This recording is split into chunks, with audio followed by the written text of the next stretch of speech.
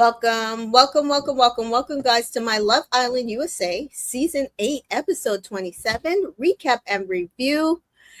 And tonight, there was a recoupling. And we got our wish. Last night, we were like, they need to start just dumping people. And let the record show. Yes. But I was like, this is how it's gonna go. And y'all were like, no. Well, that's where we're going on history because they have done it. They don't normally do that. I was like, no, they got to get out of here. They got to get out. They'll let the Islanders pick the bottom, and then we vote out out of the bottom who we want to vote out. So, but I liked it. I didn't hate it. Like I said, it's very similar to what they did with the ranked voting, but fine by me. Like again, job done. And joining me tonight to discuss the job that has been done is Miss T Joy. Welcome back, Miss T Joy. Thank you. And Danita. Hello. Yeah, so I mean, this episode again, it was kind of a lot happened, but also nothing happened. We were going through the same conversation. So honestly, some of these conversations, I was just like, they did this, and it's basically the same thing they were doing before. Right. It's like, all right. Yeah. We get some of these people out of the like. I'm tired of actually watching these people. Exactly. And this is no shade to some of those people. They seem like really good kids. Yes. Yeah. Just it's time. It was time. It's been time. Process over. Movie nights over. Yes. Some of y'all didn't even get videos, so I don't know why y'all was still here. Like, but I mean, sure, you here still. But time for y'all to exit my villa. It is. So I hope we might only lose another one couple on Sunday, but I really hope it's like a double dumping. But I don't know how much couples are left after this. It's probably. What did we say? It went from 9 to 7. It went from 9 to 7. Yeah. So. Two. Yeah, 1, 2. I feel like it might only be one, but I hope it's two. Jessica's here. Jessica says, "Hi, ladies. This episode was meant for me, but I'm just happy Karnaya are finally in a couple. I'm telling you, did anybody else cry at his recoupling speech? Because I did. I didn't cry, but I didn't cry because he made a little joke. So yeah, it was getting emotional, but then he made a little joke and made it light. I thought it was cutesy. I got a little misty, but then I laughed and then I didn't cry. So it was like, okay. His finale speech, I might cry. Yeah. I was like, he had the best speech. For them to be the newest couple, he still had the best speech. Because the rest of them talk about the like, yeah, I want to couple up with her because, she looked good. We good together. Okay, I want to couple up with someone. It was like, Zach, I was like, that's all you got to say? Go off the dome or go ghost written? Because Carl's speech was... Everybody else, what you got to say about your girlfriend? Honestly, Casey probably had the second best speech. Yeah, he did. Carl and Casey said the most. Everybody else's was really short. So I don't know. I was going to bring it up later, but I don't know if that was they just had terrible speeches or if production just chopped it up because of how long the episode was. Fair. And they only let those two have longer speeches because of their situation. Right. Kay says, hello, ladies in chat. I hope y'all are doing well. The episode was too predictable and boring. I'm still hanging in there, though. Yeah, I mean, a lot of nothing happened. But honestly, I mean, things could have turned differently. So Kenzie was almost there now. Yeah. Kenzie was almost there. Out. Our clam slam queen was almost. Yes. But at this point, though, it should start getting predictable. Yeah. That's what I'm saying. It should just be about the love and like they're gonna start doing things like where we're all lovey-dovey and it should be like this is what we want, but also that means that some people who don't give us those feels can go. Gotta go. I'm glad Amora's gone too. I'm glad she's gone. Oh, I was so glad that her little plan didn't work. That was so messed up. She was hating on Jen, and that was like. Yeah, stay a little bit longer, girl. But you said you weren't gonna do that, right? So first of all, before we even started, Alex is here. Welcome, Alex. Ann Hampton's here. Hi, ladies. Farm girl. We might have to upgrade her to a Gruyere or a Swiss cheese. Turns out there might be a brain in there after all. She's 27. I think we said it last not episode. Gruyere, Swiss, because it's some holes. We can see through her still. It's We a can brain, still but see there's holes in there. And so. Like we said yesterday. Oh my gosh! Like, okay, her age is like kind of showing here. Like, just a little, just a little bit. When she herself ain't being petty, her age shows. Yeah. Kay says, "Don't judge me, y'all." But I felt kind of bad for Jen. No, I felt bad for so did I. For I sure. feel bad for Jen too. We're not judging you. I felt bad for Jen. Like, I felt bad for Jen about this much because she also did it to herself. But I also felt bad for her. She did also do it to herself. She did, but at she least she looked good. She did look good in that dress. That dress was. That dress did accentuate, her curves. So she looked good in that dress. And she, at the end of the day, whether we agree with her picking Gall or not, she went with the choice that she felt was best off of what she liked. Because honestly, I think she would have ended up in the same place with Even Ronnie. with Ronnie would have switched up too. Like, he would have. Especially when Amora came in. He would have done it when Amora came in. I don't think he would have maybe went after Kenzie, but he would have done it when Amora came in. Absolutely. Yeah. So I think at the end of the day, we might have gotten to the same place. Yeah. With probably Gall having less connection with Amora because he started turning late. Right? Amora didn't want him. She just wanted to stay in the village. She did not want that man. So yeah, I was like, listen, she got to look back eventually, though. Tia is here. Welcome back, Tia. Alex says, they say the milk is the first thing to expire in the fridge, so I'm not going to cry about the results of tonight's diet.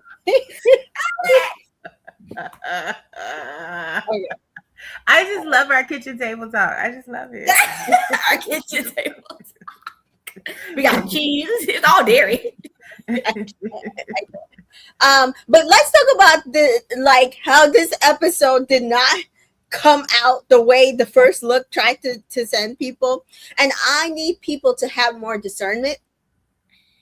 Or if you as a person have the least amount of discernment, stop watching the first look and start making tweets and threads and posts. And there's people out there who really don't watch the first look. They're like, I don't want to watch the first look, so they just don't. They just wait till the episode comes out because y'all be spiraling over a nothing burger, child. Over nothing. When it came out, I sent them a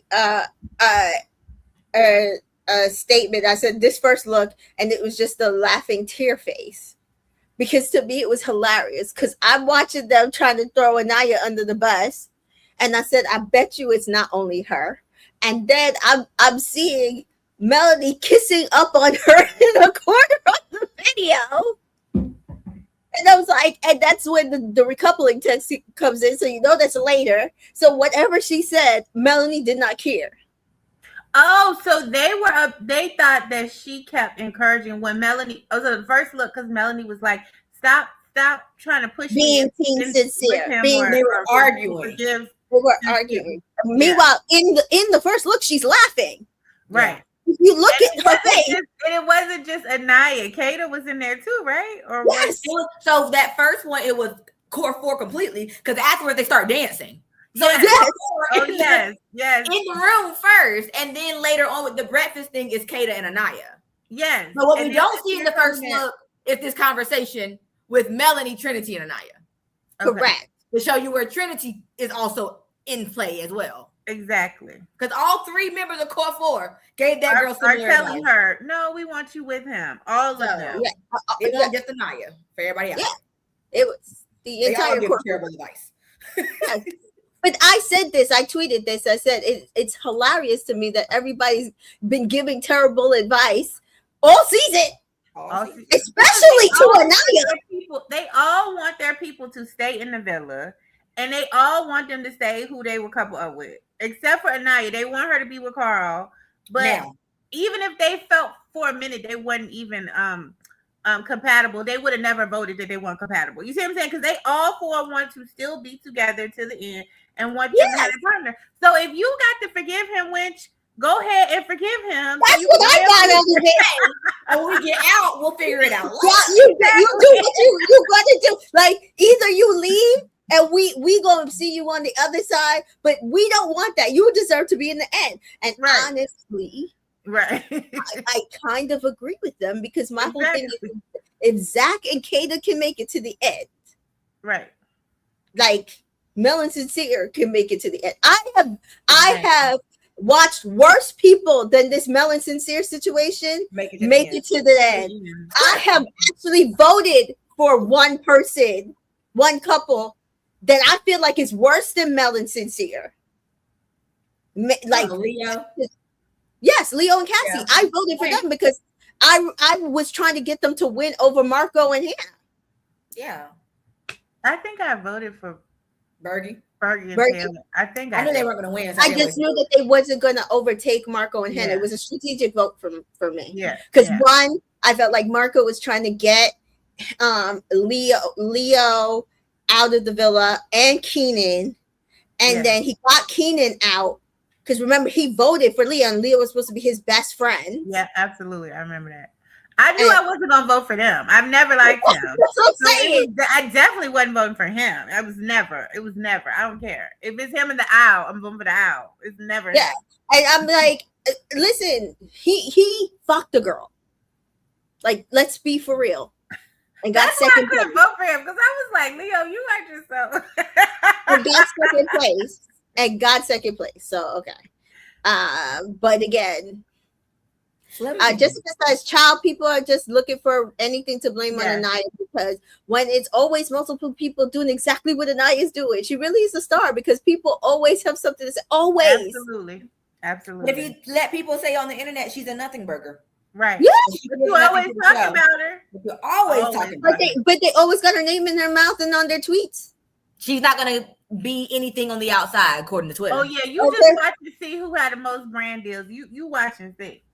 Hamden says, and let's be real, everyone. Anaya isn't letting her villa wife leave. Thank you, Hamden. No. She damn near had a panic attack when she couldn't find her. This is what I was trying to say yesterday. He is never like you know how she feels. The fact that she went around the entire villa because she was like, no, I'm finding this girl. Where the hell is she? Because she was about to start screaming in production, where is Melanie? She couldn't find her. She was gonna go off. She's like, oh my God, I couldn't find you. I was so anxious. Like Jessica says, I also don't understand Melanie's fans being pissed because if she doesn't get with Sincere, she's probably going home. So what would you rather have? Mel just wanted to vent. Like she wasn't leaving. Put her with Caleb, child. They got some imaginary thing going with her and Caleb, and they was trying to put her with Caleb, child. And that she passed Sincere. If it's right now, ain't Sincere, it's nothing. I'm telling y'all that now. If she ain't thinking about nobody else, ain't no. She's not going to be able to until she's outside of this experience, right? And even then, it's going to be. But you know, her sister apparently was kind of throwing some shade in her stories yesterday and this morning about like pushing people to go back to a toxic situation. And somebody said that they messaged her and said, I noticed that you're talking a lot about her friends, especially Anaya, but you didn't say nothing about Sincere. And apparently she blocked that person. So my whole thing is she did come out with something else and say, if you think I'm bashing, I'm talking about as a whole, because I wouldn't bash Anaya. I love their friendship most of all. Right. But that's why you have to be very careful when you make blanket statements, because the person that's going to get the hate is somebody like an Anaya. Right. But somebody did say that Melanie's sister has been talking about Sincere.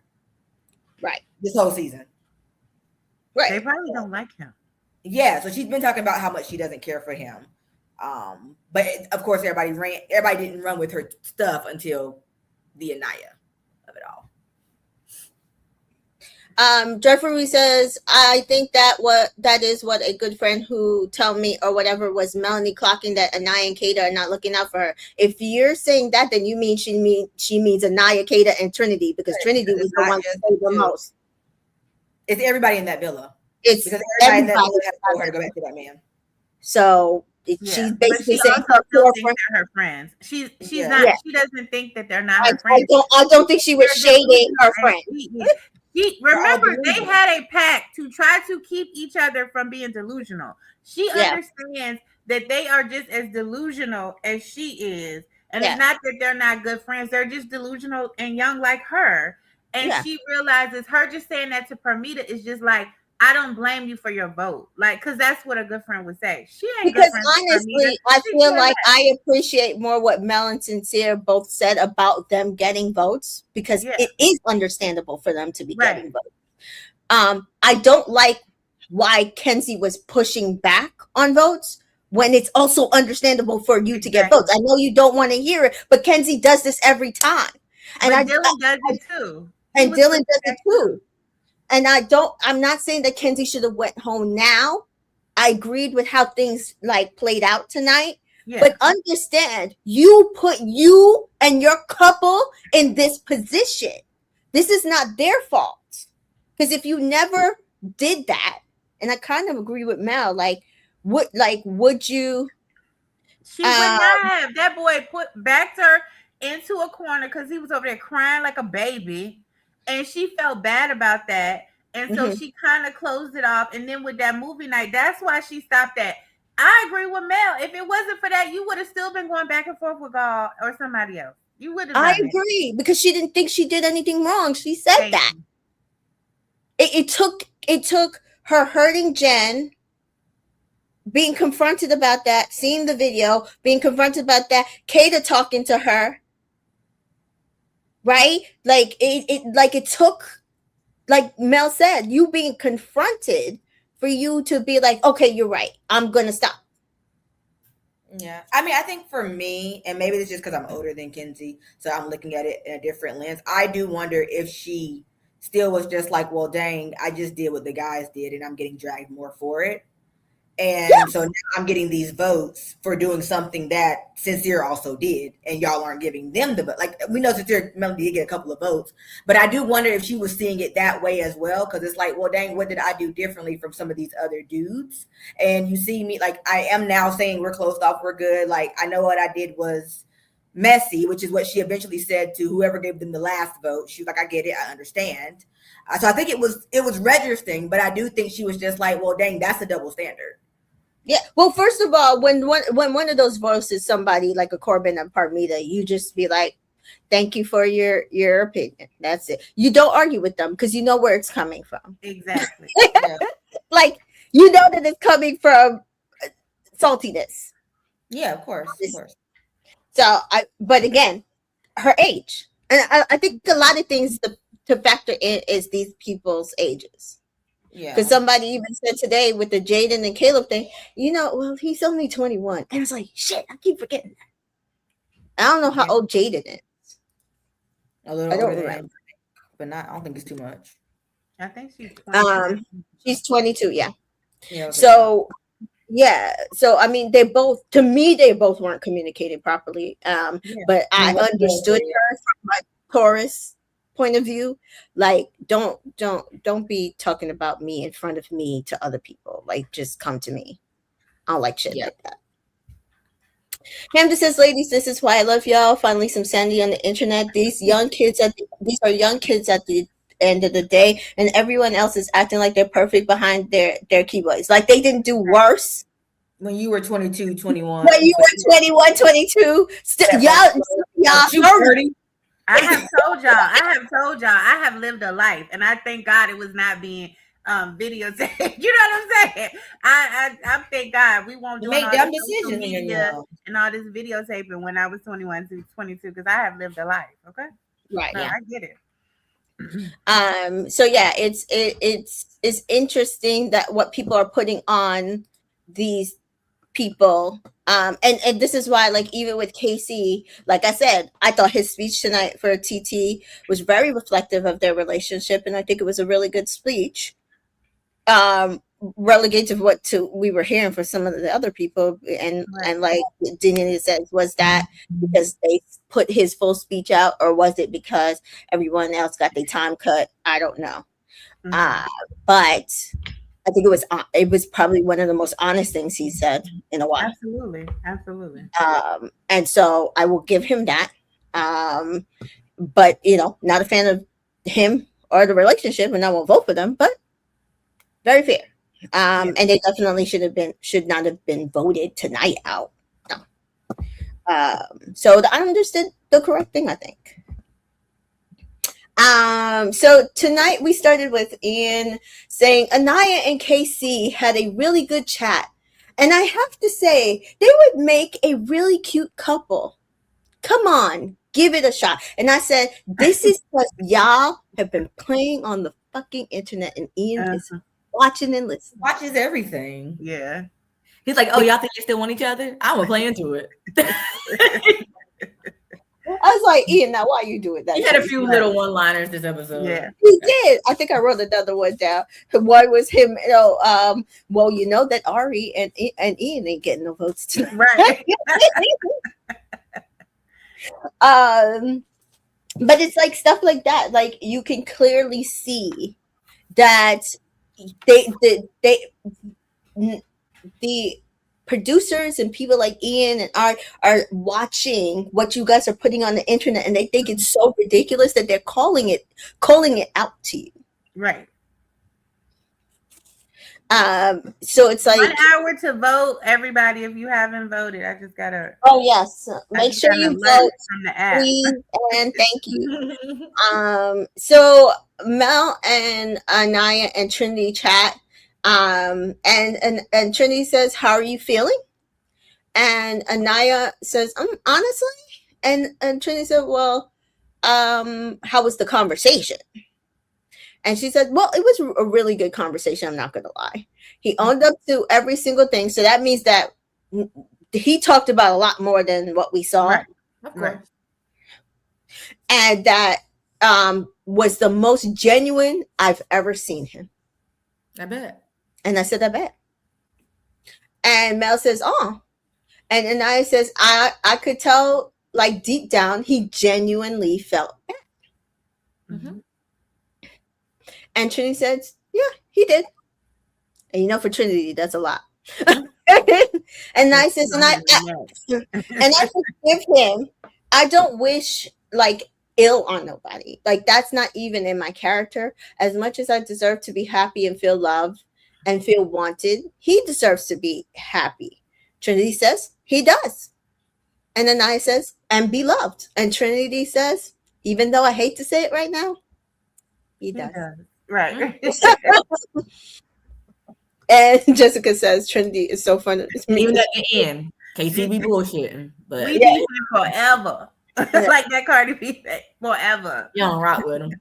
But she's got to give it to him. So Mel says, "I'm proud." So again, if a person likes Trinity, and Anaya can forgive like KC, they might not be friends with him moving forward, right? Mm-hmm.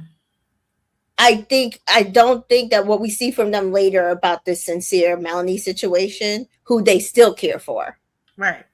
Even though he also has faults and lied and whatever. Yeah. I don't think what we see later from them is like hard to fathom, right? Mm-hmm. And so Mel says, "I'm proud of you, baby," because I know it was hard for her to probably enter that conversation because she had said, "You know what? I don't ever want to talk to these motherfuckers again." Exactly. And Trinity says, "I am too." And then Anaya says, "Well, Carl, like, I feel so happy." And Trinity says, "So how is that going?" And Anaya says, "Oh, we have good sexual energy." Mm-hmm. And they say, "Oh." And Anaya says, "We be making out." And I said, "We do." Mm-hmm. She's like, "But I don't be doing shit, bitch. We not French fries." Exactly. But she still ain't. It doesn't matter who she in that bed with. She still ain't doing too much. No. And Mel also said, "No French fries for me, bitch." Mm-mm. And Naya says, "Okay." And she says, "I love a good French fry." Of course, we know. Jessica says that Anaya saying her and Carl be making them out release the footage. Exactly, Jessica. I be looking for crumbs too, girl. Release it. And Casey and Corbin and Sincere chat, and they do ask Casey, like, how did that go? Corbin, right? And Sincere says, because you look so relieved. And Corbin says, yeah, the energy. Relaxed. Yeah, the energy is everything. Casey says everything because that anticipation and stress. So he was stressed going into that conversation. Because again, he fucked up already in 2 conversations before that. Right. So, Sincere says, yeah, sure. And Casey says, just feeling guilty and just having to live in your shit. But this time she was more like understanding, because I think at this point she's like, it is what it is. I know who you are now. Right. There's no like pent up anything for that, and so I can move accordingly. Exactly. And she saw all that all day that I felt like shit. And you know what I mean? Like, I feel like that went a long way. And Sincere says, I think she wanted you to feel that way. Yeah. And Corbin and Casey said, yeah. Yeah. And Sincere says, she was like, he deserves it. He's like, wait. Let me clean it up. Not deserve, but should feel like that. And I said, yeah, like that makes sense. Because you should feel like that. Like what you did was uncalled for and disrespectful. So you should have to go about it that way. And Casey says, you know, if I was a little bit more transparent and honest, shit would have probably been different. So what we've been saying for weeks? Never lied to her. He wasn't ever disrespectful and not honest with her. Ever. It was always Anaya's fault. For weeks. She didn't let him talk. She guilt tripped him with her tears. So I wonder what the Casey defenders are going to say today. I know what they were saying yesterday. He was being gaslit. He's not a great communicator. Well, one, they were like, "Oh, the producer saw our feelings about how she talked to him at movie night and made her apologize." Bitch, it was at the same night. And this is want to do that on her own. Wearing the same outfit, the same night. You do know we 2 days behind, right? There's no way they were like, "Hey, Anaya, they're not gonna like this." They don't know. And they don't care. And they don't care. Because we watched Serena flip a plate on Cordell. Did she ever apologize? No. She cussed out Miguel and Kendall. Did she apologize? She apologized to Miguel, but she told Kendall he deserved that shit. Nope, she never apologized. They didn't listen to the producers, so they did what the hell they wanted to do. That's what I'm saying. So even if the producer said it, they didn't have to follow suit. Right. And Corbin said, and Sincere said, yeah, it would have been. And Casey said, shit probably would have been way smoother, but I wasn't. And this is all we've been saying, right? Yep. Like, all he had to do was be honest with her. Like what Zach did to Kenzie. Now, was that a little hard in the beginning? Yes. Because she didn't want to talk to him and he had to just give up the ghost. But then they went about their business. Right. But so all Casey had to do would be like, you know, I just don't feel like we're compatible. Like, you didn't even pick me in the beginning. And I think that there's something to that. So I think we should take this slower. Right. And don't be fucking talking about going to Georgia. Exactly. Yeah. And don't be trying to touch me in bed. And don't if you didn't have it in the very beginning, once you started to have those feelings of, okay, she's saying she's into me, but I don't really believe it because of what happened with the door, tell her that. Hey, I hear what you're saying to me and I love the things that you say to me. I feel like you do care, but it is hard for me to really believe it because we did get together by default. And then that might have made Anaya be like, okay, well, I'll show you a bit more that it is you. Or she might be like, you know what? It ain't you. But whichever way it could have went. But you didn't even give her that chance because you made her feel like she was always good with you when she never was. Yeah. When she never was. And I think that's very, very telling that he gets it now. Yeah. After seeing himself. right? Because that I really feel like if he had gotten that in the beginning, we definitely wouldn't be where we are right now, where there was so much animosity. But again, it's like they'd probably be friends in there, to be honest. Talking to each other, giving each other advice. Yeah, that's probably what it would have been. Yeah, I mean, and we've seen it time after time again. Like Rob did similar things with Liv. He definitely did that shit to Leah. Miguel did it to Liv. Yep. Right? So it's things like that. But it either came out or it was put out. And then they moved accordingly. Yeah.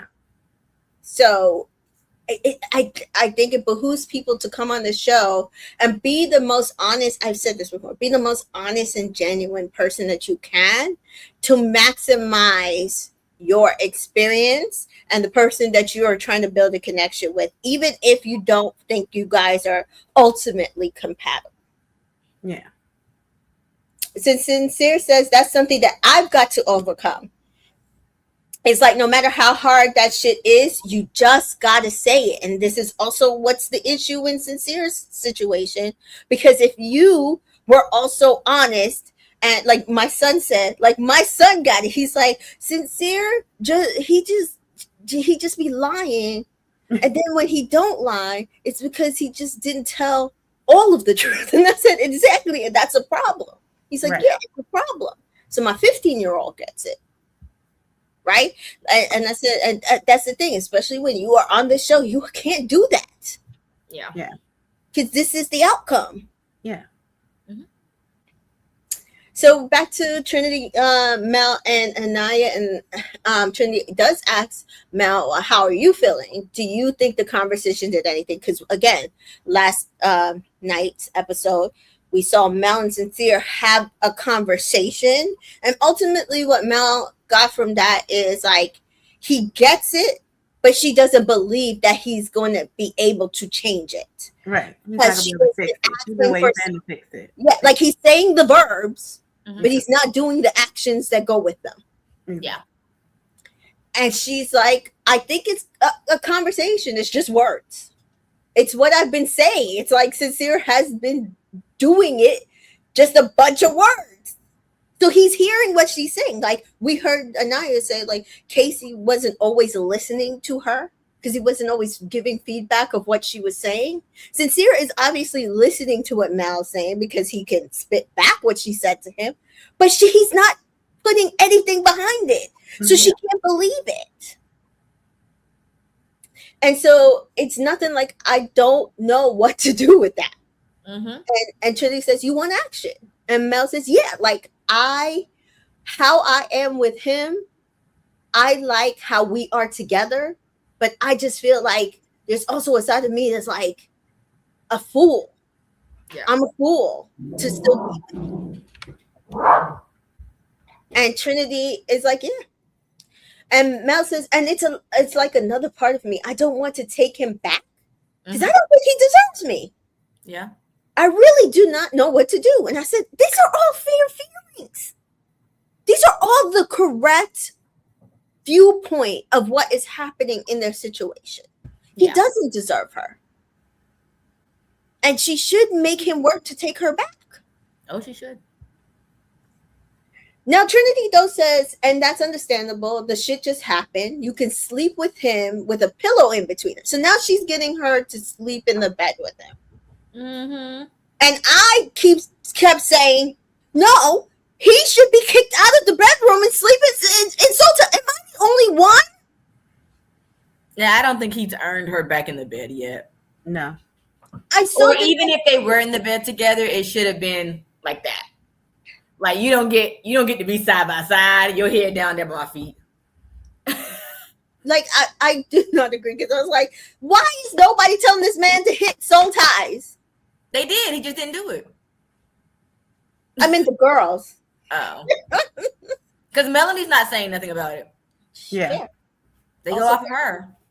Also very fair. Mel, I don't want to be in bed with him because that looks like I'm giving him another chance. Yes. Yeah.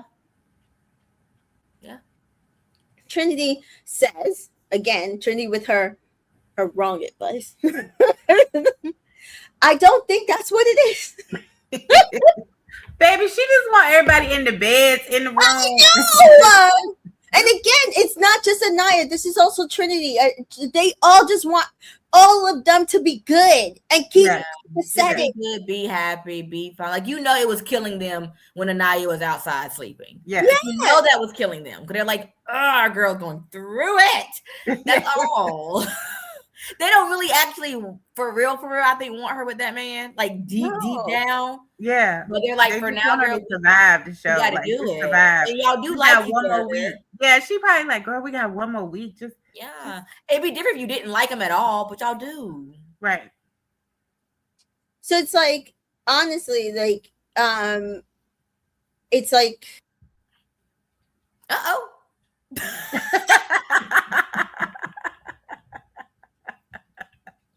I didn't know what happened. I was over here reading Dreadful Ruby comment. I think I realized that Sincere triggers me so much, and then she was gone. I was like, "What did I miss?" Gone. Well, when she comes back, Melanie ITM, she doesn't want to, split from Sincere. Yeah, but she also doesn't want to give herself back to Sincere. So it's like an angel and the devil fighting inside of her, and she doesn't really know what to do. So then Anaya is just like, well, what's your heart saying? And she goes, And I think Trinity goes, I know what it's saying. Anaya, I know what it's saying too. Yeah. And then Melanie like, but my heart got me down there looking like a fool. Yes, it gets me in these situations. But then Trinity says, yeah, but at least follow your heart. At the end of the day. This is what happened when I lost my notes the last time. My entire computer just shut down. Hold on. Well, we finished the conversation, so now we're back on Sincere. Yeah. I'm all the way at the top of the page. You can continue because I'm all the Okay. So then we go back to the boys, and Sincere basically feels shameful for his actions that he did with Soul and Amora, and says he got to clean up that mess. And Casey mentions that it's going to take time, and Melanie don't care about those words. She wants actions. Because that's really all it comes down to. And then, of course, Sincere, I give us an analogy because it's not sincere if he does it. There you go. About the house being built out of straw. It's not bricks, but we got to build it brick by brick. We need some concrete in this piece, and it's straws. And then it's going to be strong. But he ITM'd his unfinished business with Melanie, and he still has a lot of Sincere to give to her. Oh no. Let me keep going. Are they all gone? All of them? Shit. Hold on. Yeah, keep going because Okay. I think I lost my entire notes for like 6 episodes. Dang. That is quite. Which I don't know how that happened. Well, I guess, how do you feel? Do you feel like Sincere still has a lot to give to Melanie? Sincere needs to put all the metaphors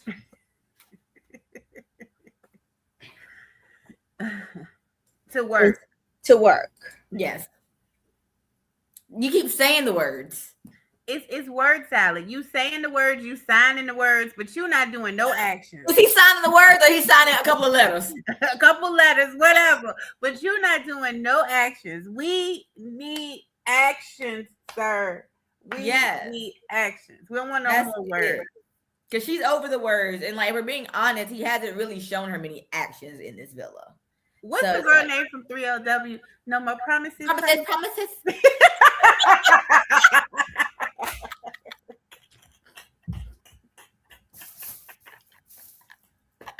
Yes! Was it Keely? She's sick of them. No more. I know she like, how I catch her straight. I'm sorry. Hold on. No words. Just action. So then we see Carl and he checks up on Amora. How's my bombshell buddy doing? And she says, I'm okay. I might not really have any love going on, but made some great friendship. I said, "Oh, baby girl, out the door." And I don't know what great friendship she be. Oh yeah, the Costa girls. The Costa girls. I saw them try to get together. I felt nothing. That's not nothing. Oh, I skipped it. I was like, I don't really care. I know, I love something. Oh no! Well, hopefully I can still read my handwriting. Yeah. They're gone. Good thing, because I almost stopped taking notes, and I was like, "No, let me keep going." I'm sorry, Mika. No. Like I don't know how that happened. I don't either. Yeah, that's so weird. So then we see like Corbin is chatting about getting a tattoo. Parmesan says my name on your back. Woo.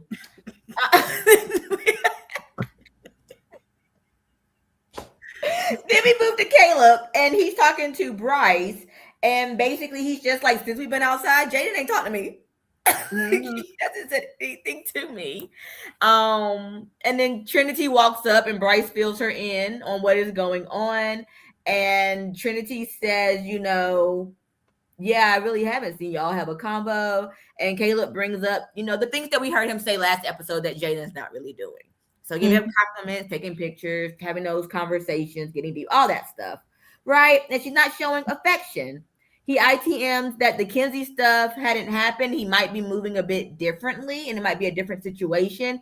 But he's putting up, he's pulling more weight, and he has his walls up because of the Kenzie stuff, which makes sense. Yeah, I mean, I didn't feel like what he was saying didn't make sense. I did feel like Jaden's fault, though. Yeah, I feel like both of them needed to have a conversation about it, because she was also having similar issues with him, but not talking to him, and that's the problem. Thank you. That was my They thing. don't talk to I know each you other. said you related to her as, you know, the Tory sister that you are, of her coming to like pull him like that. But I just didn't understand that energy, because you was just talking to the girls about the same thing. And now he was over here talking to his people about his feelings, and you've talked to your people about your feelings. So why you got this negative energy? Because it was in her It was face. in front of her. That's all. That's Had it. he done it upstairs? If he did it upstairs and talked to her, and then came down to, she wouldn't have called him on it.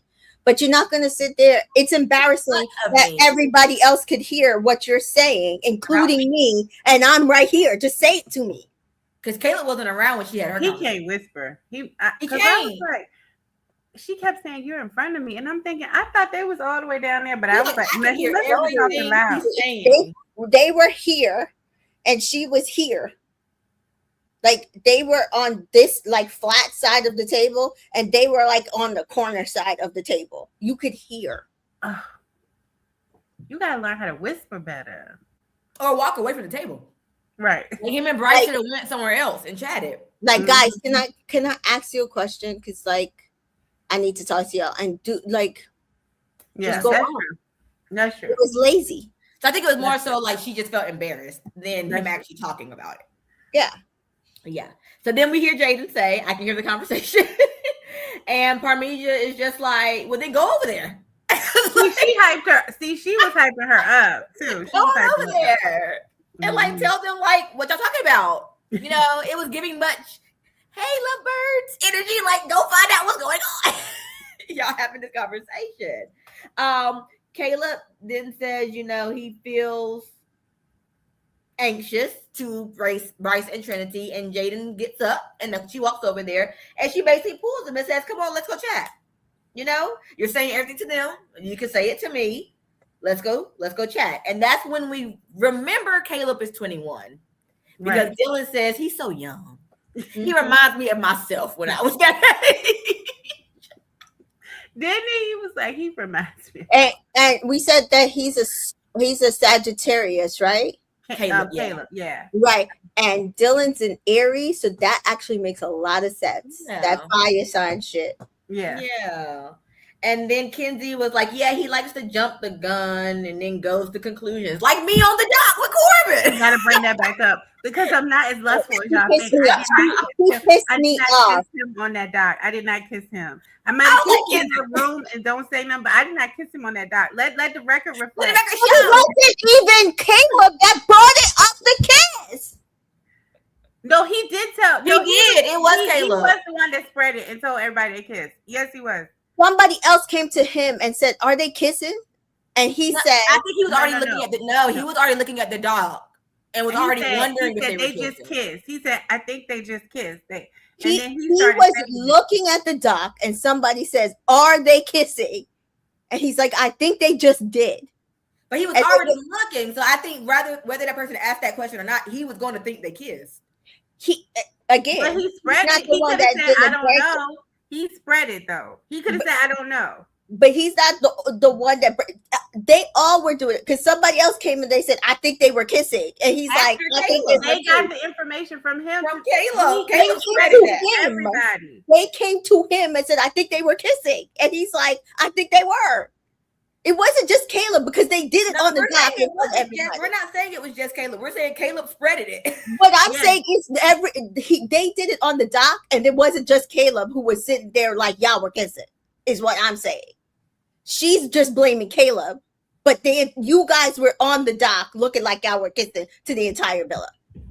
I mean, I get, but at the end of the day, for Kenzie, Caleb was the only one that. And again, I don't know why she gets to get away with do whatever she wants to do when it's her. Yeah. Then we move to Caleb and Jaden chatting, and she's basically confused on why he is, talking to others about their situation and not just coming up to her and telling her about it. And he again mentions, "Well, you don't show me affection." And she's like, "Well, they come to me." it goes from 0 to 100. I had never heard her act like that. I was like, again, I told you when a Taurus is fed up. Yeah. Yes. And he's like, "Well, I've been wanting to have this conversation. So it was a lot of animosity happening. I think she was pretty fed up with him at that point. So then Caleb is like, "Well, we never talk about life after the show. You don't compliment me. We don't take pictures." And he just feels like there's a lack of affection. We talk about selfies. We don't have enough pictures in my phone. Yeah, this is definitely 21, 22-year-old problems. Because you don't pose enough for me. We don't even have enough pictures in the phone. I couldn't even make a collage this week. We don't even have enough pictures for me to make a collage. Like, what's really going on? I can't reminisce. We don't have enough. It's 2. So then Jaden is just like, "Well, you want affection, but we don't talk about our connection." And she's like, "I don't really know the random stuff about you. It's always the same conversation. How's our connection? I don't want to ask how it is. I want to be in a connection." I do believe that, dude. I do believe his chat is whack. That's what I was saying. Like, everybody be like, "He's boring." They be like, he husband material. But when they get to talking to him, he don't have no riz. He don't have no chat. He don't have nothing to. He's not charismatic. He can't swam. He don't have no game or nothing. So it's kind of like, yeah, you nice and all, but it's nothing to keep me here. And then if you put your walls up along with that, I'm getting even less. Yeah. Because like you were giving it maybe a little bit, but now I'm getting nothing. Nothing. Now you have this wall up. And like Caleb, Dreadful Ruby says, Caleb basically wants her to like him just because then he'll chat with her about other stuff. Yeah. And like that's not what Jaden was looking for. So Caleb says, "Well, you're surface level, so that's why I ask how's our connection, because I can't really tell if you like me." Baby, that's when you having a conversation with somebody and you don't realize till you get up you bleeding. She cutting. You're boring. You're not saying nothing. You surface level. She's stabbing. Because then she goes, "Well, what connection can we have if we don't talk about the random stuff?" And she doesn't want to yell, but she's like, she doesn't really know him, and that's causing the disconnect. And basically I felt like for Caleb it was we have to be affectionate for us to grow our connection. For Jaden is I can't be affectionate unless we have a connection. Right. And so that's why y'all butting heads. Exactly. Exactly. And that's why he was falling for Kenzie, but Kenzie is affection forward, right? Yeah. So she was doing stuff with him, kissing him, rubbing That and made touching him on feel like, him. oh, I can open up now. Yes. But Jaden's not being as sexual forward with him, so he's holding back the stuff that she wants to know. Like she was saying, like, I don't know, like, what's your favorite family memory? What you like to eat? Like things like I don't know the normal thing that you talk about on like your first and second and third dates. Yeah. She don't know it. In order for her to get more touchy-feely with him. Because it is giving slow burn. No, I agree. You agree, Mika? Yeah. I mean, I feel like I said, I understand where she was coming from, because that's me. Yeah. That is you. That is you. I said it on here. I said, if you're not intelligent, if you're not giving me conversation, and you're not invested in me, getting to know me, I'm giving you nothing. Yeah. I feel like that's most Taurus women. Yeah. So, I mean, I believe her. And I also believe, again, he's a Sagittarius, that he is like, okay, show me you like me. Worship me. Let me know. Yeah. And she's not, because she's like, I don't know you to be obsessed. Which is why Taurus and Sagittarius don't work, honestly. So now we're getting ready for bedtime, and Melanie goes up to Corbin before she goes upstairs, and she basically asks him if she should sleep with Sincere. Why? And Corbin's like, you know what? I can't answer that. I can't tell you. I said, okay, sister, upgrade. I don't know, because Corbin did help vote against them, so maybe Corbin has been telling her like, what are you going to do? Like. Maybe. You know, maybe they've had conversations behind the scenes. Like, I think they are friends. Yeah, from a male perspective, like, what do you think I should do? From when they were coupled up. Right. Probably just have to like continue the conversation, and we just. I think he probably would have asked Casey maybe in the past, but they're not talking to him like that. None of them, child. None of Corporal talking to that man. None of them. Like Sincere's on thin ice, but Casey. It's broke. It's not there. It's not. It's not there. And she was like, that's fair. And she hugs him. And then Caleb is letting the boys know about his chat with Jaden, and basically says, you know, he wants to share, but again, he's not sure if she likes him. So we're still in the same place. Like I had that whole conversation, and it not resolved, in my opinion. Like Ruby said, it was safe to say Caleb and Jaden are already done. After they're talking, we like, they done. That's what it was giving. Jaden feels that it's not fair either to not get to know each other because you're afraid of getting hurt. And I think that was a fair point for her to make. Because again, he's holding against her what happened with Kenzie. Yep. And that's not fair to Jaden. It's not. Then we go to Jen, and she doesn't understand Gal. She's over Gal. She's not interested. Bye-bye. Like she is mad. You hear me? That Gemini, she don't snap the baby. She is on his neck.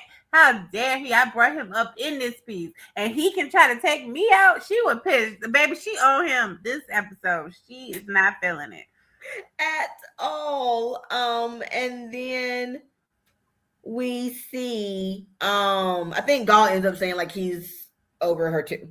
And then we see Melly again just being like, you know, about the bed situation and everything. And that's when we see Anaya say, you're gonna forgive him, I know.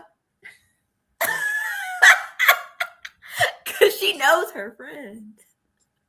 She's like, I know you are. And then Melanie is like, you want me to forgive him so bad? And she's like, why? She's like, I do. And the boys are like, are they arguing? The wall's thin, honey. And so they're going back and forth, but then we see the girls dancing at the end. So it was not an argument. It was just sisters being sisters. And then that's when Anaya was like, you want to hear something different, but I'm not going to change. I'm consistent. That's how I feel. So then we see Melanie does get in bed with Sincere. I like the little joke. Like, he's like, come here often. And she's like, I'm the owner of this house. You know, like that joke where people be like, I'm the owner of this house. And he's like, no, I'm the owner of this house. I was like, Cam. And I think that's why when we see them, we do smile, even though we know he is like. Not yet. They have a connection. Like it sucks because they're not good for each other. I know. Toxic. At least not right now, but they do have a connection. They do. Which sucks. And the only couple kissing in bed is Parm and Corbin. Of course. Girl, everybody go. That's what I be trying to tell people. Brinity or what? Oh, Mary not in here. That's why we ain't had 5 messages on that. But Brinity, they have no sexual chemistry. She be talking about getting French fried, but every time I turn around, they just be kissing each other and then rolling up and going to sleep. Well, lately, I don't know. I don't know. I mean, even when they're like sleep like that, though, like are they cuddling? Huh? I said even when they're asleep like that, are they cuddling? Like No. it doesn't even look like they're even really cuddling for real. They're not. They're not. That's what I'm saying. They're not. unless they're editing it out, we haven't seen it. Did you see how Carl was sleeping? Carl is me. The leg. When I saw that, I was like, "Get this man in the bed ASAP. He needs a bed because this couch is too small for him." Yeah. Baby, I was like, that is me. I be sleeping all over the place.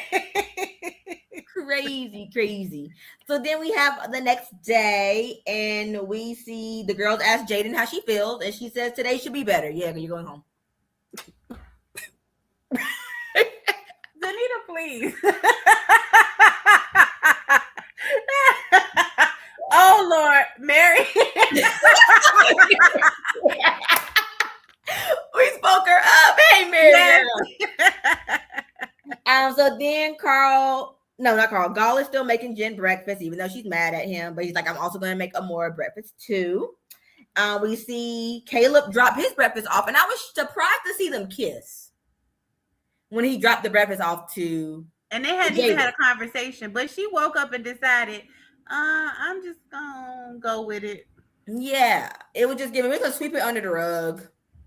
It's fine. I'm like, that's not fine. I mean, that's kind of what they were saying the night before to everybody else. Oh, it's just miscommunication. And so, I mean, honestly, I was officially just like, get them out of my building. Yeah. No. I don't need. I'm gonna be very fair. I agreed with whoever said, "Listen, Carl and Anaya, this should be your honeymoon period. There's no reason for y'all to be going through this now." Yeah. And somebody was like, "Oh, y'all kicked Jaden and Caleb out the villa for one argument." No, they kicked them out the villa for incompatible. It's too early to be arguing. Yes. Right. Mary says she's late. Welcome. Hey, girl. We know. We was just talking about you. Your people's girl. Talk about your people. Mary says free Melanie. And that was her number 2 couple. Now the door of the jail is open, Mary. She got to free. She is not walking out. She can walk right out. It's open. Nobody. She gotta be a free bird herself. Yeah. So she gotta be like that owl. Yeah. The owl left the building. Melanie could have really just went with him. Right. That's exactly what Anaya thought happened.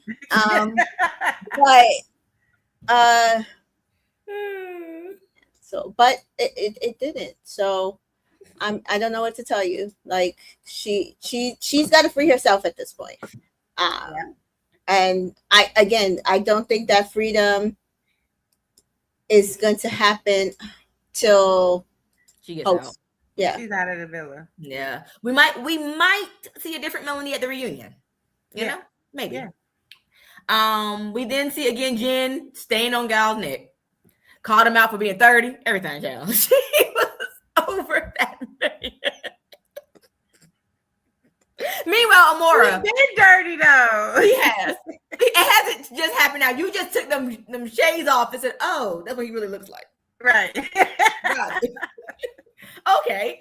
But Amora is like, well, he seems cool, but it's not romantic. And I'm not going to fake anything just to stay in the villa. And Jen says same. We then see the boys, and Sincere says that it was a good sleep with Melanie, but they did have a pillow between them. And we saw that. Yeah. Then Melanie says, well, it's her, Kata, and Amora, I think, in the dressing room. Melanie says, I'm gonna go downstairs and make my own breakfast. And Naya says, girl, you're getting breakfast. He probably doing something. Melanie yells, you're always team sincere. And Naya says, yes, I'm always team sincere. And then Kayla goes, what about team Melanie and her feelings? And Naya goes, I'm also team Melanie and her feelings. So if it's F him, it's F him. Like, it's whatever my girl wants.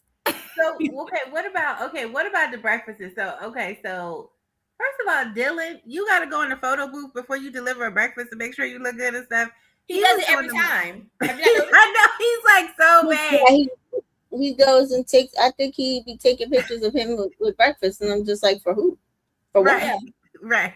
And remember, he looked right in the camera. You saw that picture that time when Kizzy was kissing him, but he was looking right in the camera, and they would always be talking about that. He's very like vain. I bet you they got a lot of pictures in their phone, and that's what Jade and me. They don't have enough pictures. I bet you Kizzy to do it. And then Carl made look. What did he do with the fruit? He made flowers. Yeah, he made a flower. Oh, he's so cute. He's so cute. I did that for you, Jessica. I was giving you a crumb. A little crumb. Alrighty. And then as soon as they're saying that, we see Sincere come in to get Melanie. And he has a flower. I didn't notice the flowers on the ground that Kate. Oh, you didn't notice when he was doing it?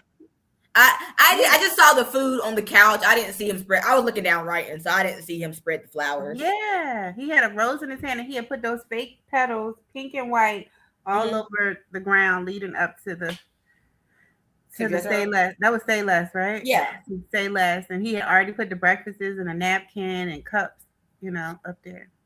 All right, so cutesy. So then once he walks out, here go Kata. I'm Team Sincere. Oh, yeah. Oh, now you Team Sincere. You was just talking about Team Melanie feelings, but now it's like, I'm Team Sincere. So cute. Like her and Naya Scuba. Like, what is happening? What is going on? But again, this is why I say y'all got to get off of Anaya's back, because it's all of them. It's literally all of them, because they're literally doing a Team Sincere dance, and while they call each other out, it's all of them. I don't know what else y'all are gonna want from this girl when it's all of them. It's all of them.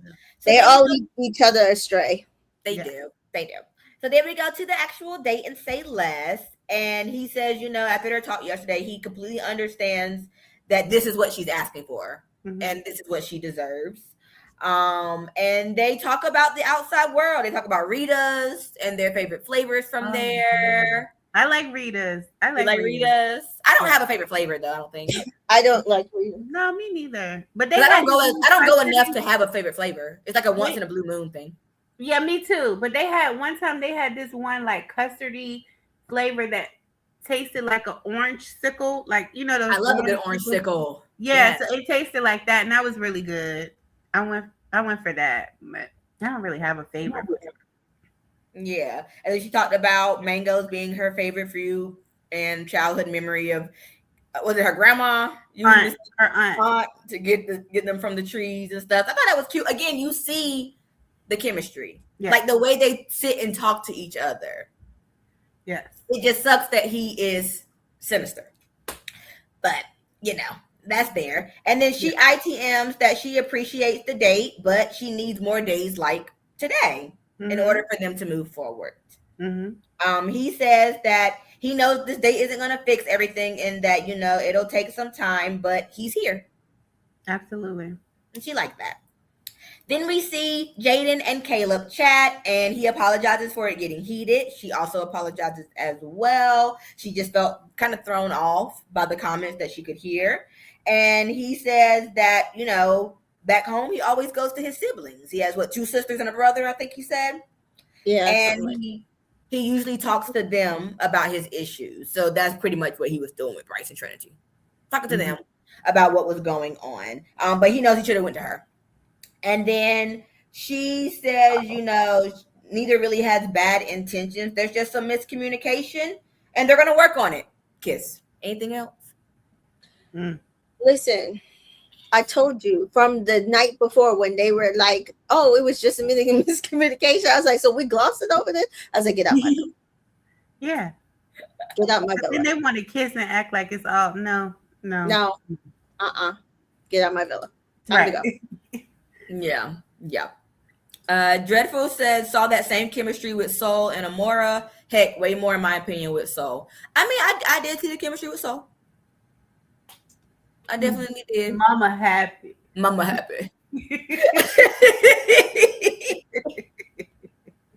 Loved it. Then we see Melanie telling Jen and Kenzie about the breakfast date because they weren't there when he came to pick her up. And she says that it was cute. And I don't know what I wrote here. Cute but something. I don't know. But anyway. She said it was cute, but it's gonna take more than just that. Thank you. Can't read my handwriting. Then we see Jen, and she's pretty much, happy for everybody, but she is starting to feel down. Because it's been a journey for Jen. She hasn't really had any control, with the exception of Gall. Bringing Gall was a disappointment. She hasn't really been wooed. When she was with Gabe, it was very lustful. She hasn't really had a guy say, "I see you." And she got paired with Gabe. Yeah, by us. Yeah. And so Gall was the first person she chose, and then she chose somebody who wanted somebody else. Yeah. So she's having a tough time. Yeah, but she's fighting for her girls. She's just having a tough time. Mm-hmm. And Kata asked if she's gonna still talk to Gall, and she said she's open to a chat, but like she ain't trying to be his friend. It's just a mature thing. It was so funny when she said, "Well, there are feelings there, but also I'm not trying to be his friend." And I was like, "So what were the feelings?" She probably I thought she was saying there were feelings there. Is she? Were. Like currently? No, I think she was saying like were like past tense. That's what I thought too. Like there were feelings there, so it makes it hard. I mean, I don't know. I thought that's what she was saying. But. Yeah, and then she says, "I hate men." I agree. No, I'm just playing. I do feel that way some days, though. I'm not gonna lie. I felt her pain. It's always like this. It's always the same. I hate men. And she feels like it's never her turn. And that I felt bad about. I felt bad when she said that. I was like, oh. Now, Mary's saying, I wish they didn't do 12 guys. They should have just sent 6 boys for Casa and 3 after season 2. But again, not like either way, Jen chose Gall. Yeah. So if those 6 boys was Gall, she was gonna choose Gall. Right. We still, and even if so if those 3 that they sent home came in, none of them are choosing those 3. Yeah. They sent them home for a reason. I don't think any of those 3 that went home is Jen's type. Yeah, because she could have picked Ronnie, but she just didn't. And he was the one that was giving her attention, kissing her. She just didn't want him. Yeah, and I don't really know, like, looking at the guy that they did send home from Casa, I don't know if any of them would have even had clicked with Jen. Like the other. Maybe the one that's unemployed. Dylan, what's his name? I was saying Kyle. Maybe. But I just feel like she was more attracted to Gall than him, even though I feel like it should be. I think Jen, honestly, I think Dylan is probably the best connection. Yeah, but he got that one first. Kenzie hopped on that first, and he hopped right on that with Kenzie. When it was Rocky, Jen didn't interfere. She should have. She really should have. Again, this way she didn't put herself first, because just like how Kenzie was like, I'm gonna get to know Gall. She should have been like, when Gall said, "Are you gonna get to know anybody else?" She should have been like, "Yeah, I would like to get to know Dylan." Exactly. They could have been sister wives. Hello. Yeah, which is why I say I'm not necessarily like I'm upset. Not upset. I'm sad Jen went home, but also kind of did it to yourself. Yeah. It was time to go. Perfect storm for her to go home. Yeah. Just everything was just locking you up. So then we get to Dylan and Gall are chatting, and they're chatting about Jen. And Dylan says that, there's a lot of negative energy around that Jen situation. Gall agrees, and he says Amora's cool. He's attracted to her, but he's not sure if she feels the same. She doesn't. He then ITMs that he is interested in her, but again, he just doesn't want to get hurt. That's all I got from that conversation. Anything else? I was like, go home, because He's trying to make stuff happen. As Amara don't like you. And he don't like her. And well, I don't know if he likes. I think he's attracted to her. He's attracted to her, but he don't like her. Which I don't think Amara was attracted to him. But I'm saying, that's what he was trying to say too. Like I was he was trying to say, he didn't want to be rejected. That's because she would have been like, I'm not attracted. No, thank you. That's a hit to the ego. Mm-hmm. So then we see Anaya as she's chatting with Kata and Jada to get the lowdown of what was going on with Jada and Caleb. Mm-hmm. And Jada says that, they'll see if both can kind of give a little bit more and see what it is. We then see Caleb talking to Zach, and Zach, asks if he likes Jaden, and Caleb says he does. He wants to see if it could work on the outside. Then we go back to the girls, and Kata asks if she can see it on the outside to Jaden, and Jaden says yes. He just has the traits that she does like, and she feels like the situation that happened last night made them closer, which she also ITMs that she feels good with him. He saw a different side of her, but again, it brought them closer. How'd y'all feel? So I didn't feel like it made them closer. Where does she live, Samika? Oh, I don't know. The app says he's from North Carolina, right? Yeah. He's in. Well, he lived in South Carolina. Oh, South. Oh, yeah. He's from North Carolina. Yeah, but he's from North Carolina. She is in Arizona. Nope, California. Yeah.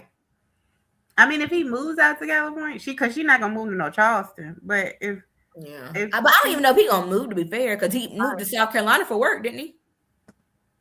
I don't even know. I just don't think they're gonna make it. I don't either. I left holding hands. I don't think so. I was like, I think this is done.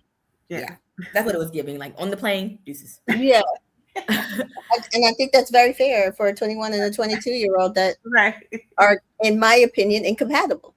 Yeah. Like they're not compatible, guys. Like this is why I'm sorry, I'm being biased. This is why I don't fucking date Sagittariuses. This is what happens. We don't want the same things. Yeah. And I have to raise one. Ooh. So I know. LOL. We see Caleb and he gets the text, recoupling time. One girl will be single and vulnerable. Anaya, I'm single and vulnerable. Girl. I was like, girl. Anaya, please. And then they had a nerve to hug her. I'm like, Anaya, please. Like she going home. I think that's why Melody was kissing up on her. I'm like, she's not going home, girl. Like, who else is Carl gonna fit? Oh no. Like kiss her. And then here go Casey. Yeah, Carl and them, they got choices to make. I'm like, you already know who got no choice to make. Carl has one choice. Yeah. Somebody said that on Threads earlier. They're like, what happened to the conversation where Carl was going to talk to other girls? Did he tell Anaya that? Because he was supposed to explore other girls. And I was like, did you not see what happened when he came back? He came in for Anaya the first time, and he came back for Anaya the second time. He was just talk on after son, y'all. Once he saw that girl, it was a wrap. He's like, oh yeah, it's her. It's still her. Like it up. He basically was Dylan. Yes, because he made it for sure clear. He's like, Amara, my bombshell partner. Today. Exactly. Everybody needs breakfast. Right. Like he made it very clear. And then Dawn was like, I got Amara's. You got Amara's? Okay, I'm gonna do this flower for my girl. Oh, yeah. It's gonna be intricate because now I have time. I ain't doing 2 breakfasts. Thank you. Oh, gal, you got it. Thank you. Take it out my hands. Decisions. Yes. So then we see Amora say that she kind of just hates that her fate is in the guy's hands. Fair. Yes. Amora just came back. So I get it. Said she was pissed. She's like, I'm pissed that my fate here is in the decision of a man. It's like, man. Yeah. And then Jen is also annoyed because she's like, I brought Gal back. And now he about to send me out. And he about to snipe me. Yeah. Yeah. That's what happened. She upset. Those are the breaks. Yes. So then we see Melanie and Sincere talk. I didn't write down what Ian said, but it made me laugh. But I don't write it down. I don't remember what he said here, but I LOL'd. I'm annoyed. But she says that, you know, he kind of asked like how she's feeling and everything, and she's just like, you know, I can't fake anything and just tell you you're off the hook. Right. Like, you're not. And he says, that's fair. And then we see Bryce and Trinity on the dock. Yeah. Then we go to Caleb and Jaden. No, what he said, he's like, I don't know who I'm gonna pick. Here. I don't know who I'm gonna pick. And I got a girlfriend. And I was like, is this supposed to be funny? It was. Yeah. It was supposed to be cute and funny. That's why I just wrote on the dock. I was just like, you could be saying like something really sweet to her so that we would be like, oh, he really does like her. But no. Nope. No. Then we see Caleb ask Jaden if, you know, he's moving towards where she needs him to be. She says yes, but knows that he still needs her to move where he needs her to be. Right. They need the calm promise. Mm-hmm. Yep, the calm promise. And she said she'll work on it. Then we see Kenzie and Dylan. She asks how he feels. You know, he pretty much is like, it was kind of hard seeing that stuff, but I'm here with you. This is where I'm at. Like, I'm that man folds every time. Like, he's like, you got me. Like, I'm here. I didn't like that video, but I'm here. And she ITMs that she has feelings for Dylan. We believe her? Yeah, she got feelings. She got feelings. She might have feelings for other people too, but she got feelings for him and him. I don't know how strong, like, per se. Right. But I do think she likes him. I do. I do think she likes him. Then we see KC with TT, and he said it's going to be an interesting night for Carl, Gall, and Dylan. I said Gall. Interesting night for Gall. You know Dylan is going to pick Kenzie, and you know Carl's going to pick Anaya. What are you even talking about? Boy, bye. This is why you know that Casey is so out of whack, because nobody talking to him. But TT, it's sincere. Even when he said that, TT was just like, but I'm saying nobody's talking to him. They talking to TT. TT know what's going on. Casey don't. We then see Jen and Gall have their conversation, and on why she picked him, and says that, it's like that he got the power, and he doesn't really know where Amora's head is at. And Jen ITMs, it's between the two of them.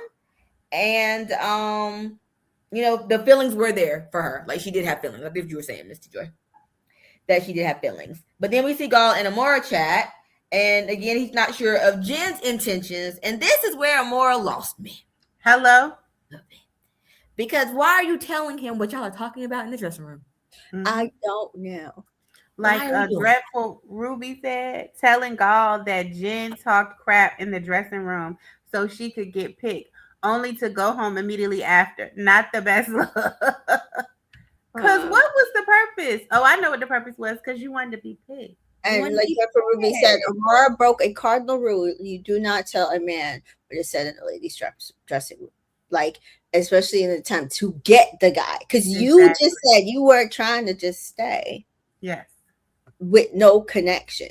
Exactly. Like, that's what pissed me off about it. Because, like, you could have just left. But you wanted to be a pick me. Yes. Hamden says, I like Amora, but she's been pissing me off throwing the girls on the bus. It's like slight jabs. And I'm like, girl, is TT rubbing off on you? I think she was rubbing off on her because that was all unnecessary. That was not needed. It wasn't needed, especially when you said you didn't care and you weren't going to do it to be picked. So now you turn into sincere. You just be saying stuff. But she ITMs that Gall is a good person and they're friends, but she doesn't know it's about to happen tonight. Anything else about the conversations before we get to the nighttime? All right. So now everybody is getting ready for the recoupling. Amora tells the girls, her chat was good. Jen is still frustrated. Gall tells the boys, about Jen dogging him out. So now he doesn't really know what to do. Sincere says he's a truther now. KC was like, that was just last week. Last week, buddy. Jaden feels good, but she's still confused at, him coming at her with the problem and kind of doing the Uno reverse. So now she's like, this is just weird. So I'm like, yeah, y'all just don't have good communication because y'all both keep leaving the chat saying good chat. And then y'all go to our respective corners and say it wasn't. That's why I'm saying they're not compatible. I don't know why they kept trying to play like they were compatible, but y'all were not compatible. Because every 2 seconds, y'all were talking to other people, and you're like, well, she said this, and so we're good. But also, there should not be an also if y'all actually are got your shit. Exactly. Or whatever. Kata is scared for her girls. Then she cleans it up and says, everyone, your girls. It's just your girls. AKA Melanie. Let's keep it going. Yeah. Right. Gaul, says that somebody asked Gaul if he had anybody in mind on which way he was leaning. He says he does have someone in mind. But with Jen, is it fair to pick her because she picked him? Or does he go with the Mora, who is kind of like the unknown? Ariana shows up looking gorgeous. I loved her. I loved that dress. And I love the dark hair. I don't care what. I love the dark hair too. I think it suits her really well. Just don't do that bang hairstyle. Whatever the hairstyle was. Bang gang. Whatever that one hairstyle she did. Don't do that. But I like the dark hair. I do like the dark hair. I really do. And baby, she got them. Woo. Her and Olandria and them. Oh, just the hips and the thinness and where's the waist? So little. Yes. Yes, she's so little. So she comes in and she says, it's boys pick, and the boys get up in front. Well, the girls get up in front of the fire pit, and Bryce goes first. This is what we were saying about the speeches were kind of short. Don't know if production just cut them or not, but they were pretty much like boom, boom. Yeah. So Bryce goes, says this girl is beautiful outside and in. Can't wait for the post Love Island life. She's my girlfriend, Trinity. Did I miss anything? No, because I'm just like, this is who I'm supposed to be invested. Wait a minute. Wait, that cannot be the speech we get from the boyfriend. That's what I'm saying. That is what I'm saying. Like, it can't be. There's no way. Like Aaron lied to Kaylor for weeks and gave us a better speech after he made her his girlfriend. Come on. Like, what was that? But then when I heard Zach's speech, I was like, okay, maybe they're cutting their speeches. But then I was still like, but that's the best. You're going to cut it and put the best parts. That was your best part. That's what I'm saying. That was the best part. That's not good. Because that's who y'all trying to ship. That's your number one client. And that's how you're trying to ship. So if we know that's production's number one client. That's why I'm just like, I'm going to take it that that's what he said. That's what I'm saying. Production's number one client. So if they couldn't piece together something better, then that means there was nothing better. Yeah. Now, Kay is saying some people on Twitter are saying that the speeches were cut. Yes, we understand that. We're giving leeway for the edited speeches. What we're saying is, if of the edit, this is what they gave us. I am concerned. Exactly. I feel like because they're going to give you the best part. Past life again, nothing about her. Like you said, like was there anything else in that speech that the editor could have put together? Because I get it. I've cut things down from 15 minutes to 2. I get it. Right. But come on. I don't know. But Trinity loved it. Whatever, then we move on to Zach, and he says, obsessed with this girl, just want to be around her. I love her. Big smile. Kata got a kick out of that. That was so whack. I was like, you like that? I thought they have that noise and negging. He played too much. They play too much. He like that, but don't keep trying to bait me with that love word and then try to make it like a joke. Don't keep doing that to me. That would get on my nerves. Like, because I'm joke like maybe it's an Aquarius thing. Like I'm also like jokey with the guy that I like, but it goes to an extent. And I feel like he has crossed that line. She's still putting up with it, but he has crossed it to where, okay, these jokes aren't hee ha ha funny anymore. He's a habitual line crosser. And yeah. Now, did you feel about his speech, Mika? I need like again, these are our supposedly strongest couple, which is why my opinion at the top of the hour was my opinion. If Kata and Zach make this final four, then I'm sorry, Sincere and Mel can make this final four. Absolutely. I'm not even saying they got to be 1, 2, or 3. I'm just saying. Because that's some bullshit. Because they show all the Sincere stuff and they didn't show all the Zach's. Your man is a fraud too. That's why he's getting away with it. They just didn't show it because they didn't want to interrupt that, because they know how fiery it would have affected another one, another couple. Yeah, they were scared. Like we can't call it with her. You know what I'm saying? Wow. And they didn't want her to see that because they didn't want that to be broken up. But So you're right. If they can make it, then Sincere and Melanie can make it. I think that's fair. My opinion on it. I know people are like, no, she needs to go home. But if she decides to stay, whatever her reason is it to stay with her friends, to stay with Sincere, to figure it out, to end the season.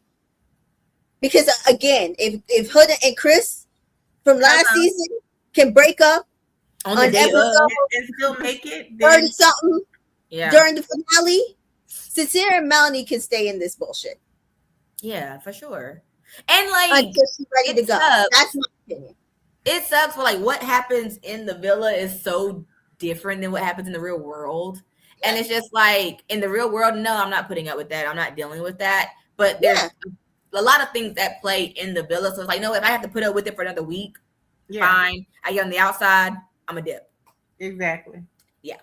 So then we move to Corbin, and he says, this girl makes me feel happy. Nothing's wrong with her from head to toe. Parm. Anything else? I mean, that's basically what he's been saying, that she's perfect and she's just like me. And I was like, okay, it tracks. But this is Corbin. Yeah. Right? Yeah. But don't get mad when somebody brings that up, because Kenzie had valid points. She did. Kenzie was valid points when she was saying what she was saying. Which is why I said, listen, all the votes that I heard tonight, there was valid reasons, because this is shit that came out of y'all mouths. Exactly. Yeah. So, Parm likes it. They sit down, kiss. Then Dylan goes. He said, this girl is beautiful, charismatic, happy she chose him, and excited for the outside world. Kenzie. Yeah, he got more to say than Bryce. Because again, I believe Dylan. I do too. I believe Dylan. Now, I don't know about Kenzie. Right. I believe Dylan. But we all believe Dylan. Yes. Like, I believe Kenzie for the villa. Because we got a week out. But I don't know about on the outside. Yeah, right. I think if they go on the outside, she might try. Yeah. But I just don't. I don't think it's gonna last, especially if they're not always together. When she I don't know if Kenzie is actually ready for a serious relationship, and Dylan is giving serious. He's already said it. He got the house, he got the job, he ready. Like, he's trying to drop in a wife. Yeah, but she just learned about a roster, and when she get out, she gonna have DMs. That's why I said I don't see, especially if they're long distance. I don't see it. Right now, Mary's saying she doesn't believe Dylan, which is also fair. But I'm just saying. That's fair. Then we get to best speech of the night, Carl. And he says, I'm gonna come up with this girl because she's very beautiful. Good head on her shoulder, makes him feel good. She kicked me out the villa. And revenge is sweet, but this girl is sweeter. Ariana. She couldn't even contain herself.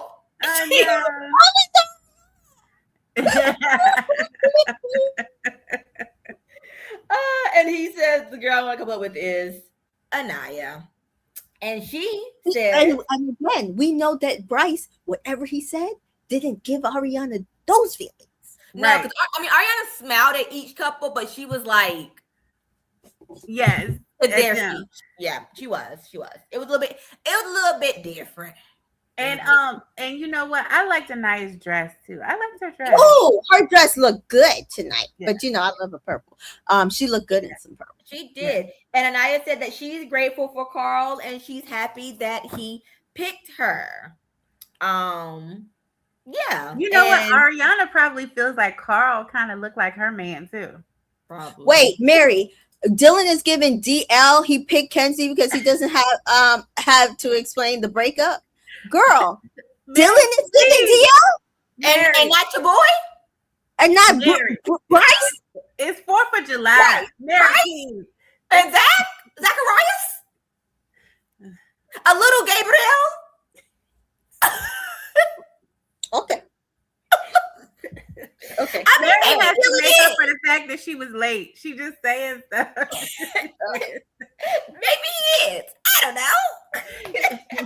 Okay. Oh, good. But no, everybody was super excited. Trinity was like, cousin. Yes. I love that they be saying cousin. I love that. Yes. The girls loved it. Next up is KC, who probably had the second best speech, unfortunately. And he said that we be on his neck. We're gonna be on his neck to this way out. Forever. He said they came into the villa, on fire, inside a fire. There's times where I didn't know what to say, and she spoke up for me. We know. True. And she had my back. She did. True. I'm TT. She had your back. And that means a lot to him. And that she holds him up. Mm-hmm. So he want to be able to hold her up too.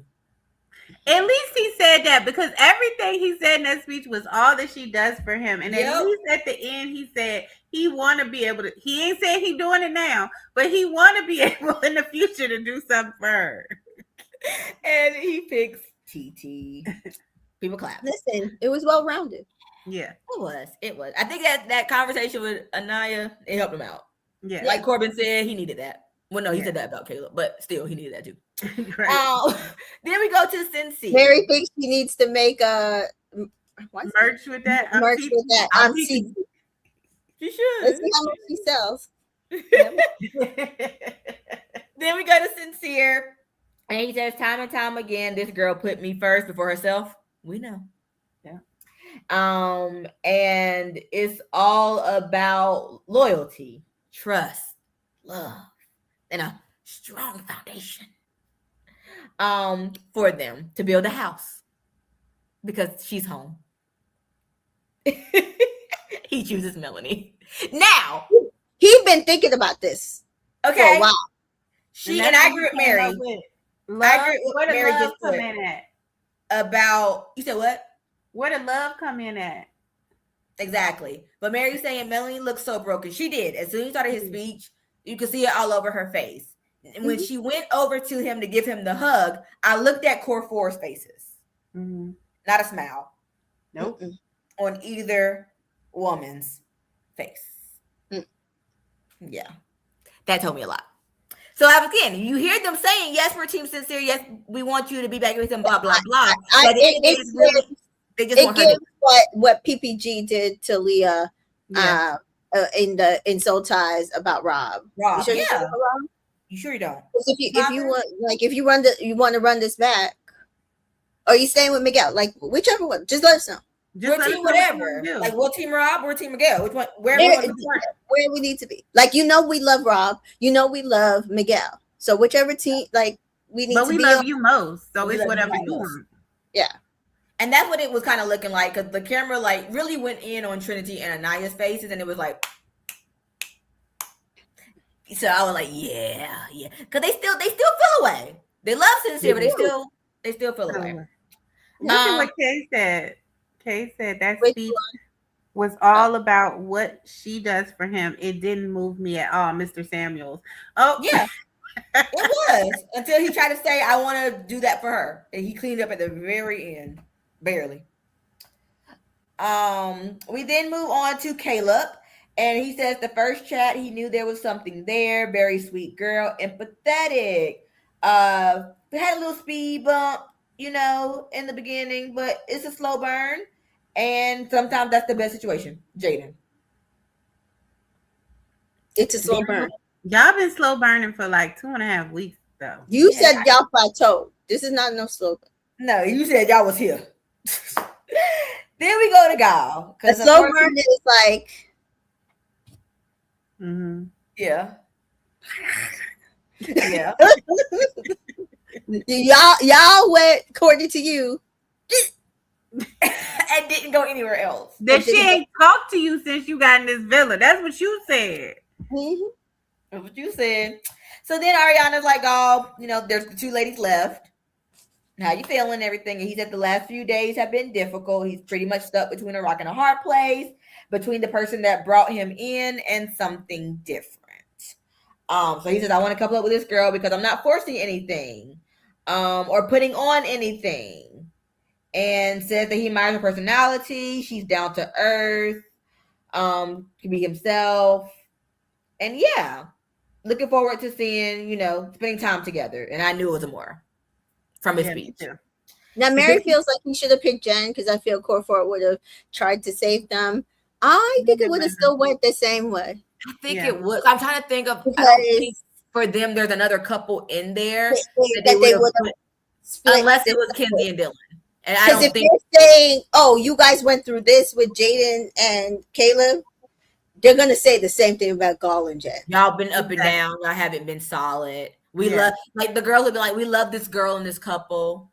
But he wanted somebody else. He was interested in her other person people. Hasn't come in. Yeah, they one-sided. She was more into him than he was into her. So I think it would have still been Gall and Jen out, unfortunately. Now, if we were 2 weeks ago, maybe.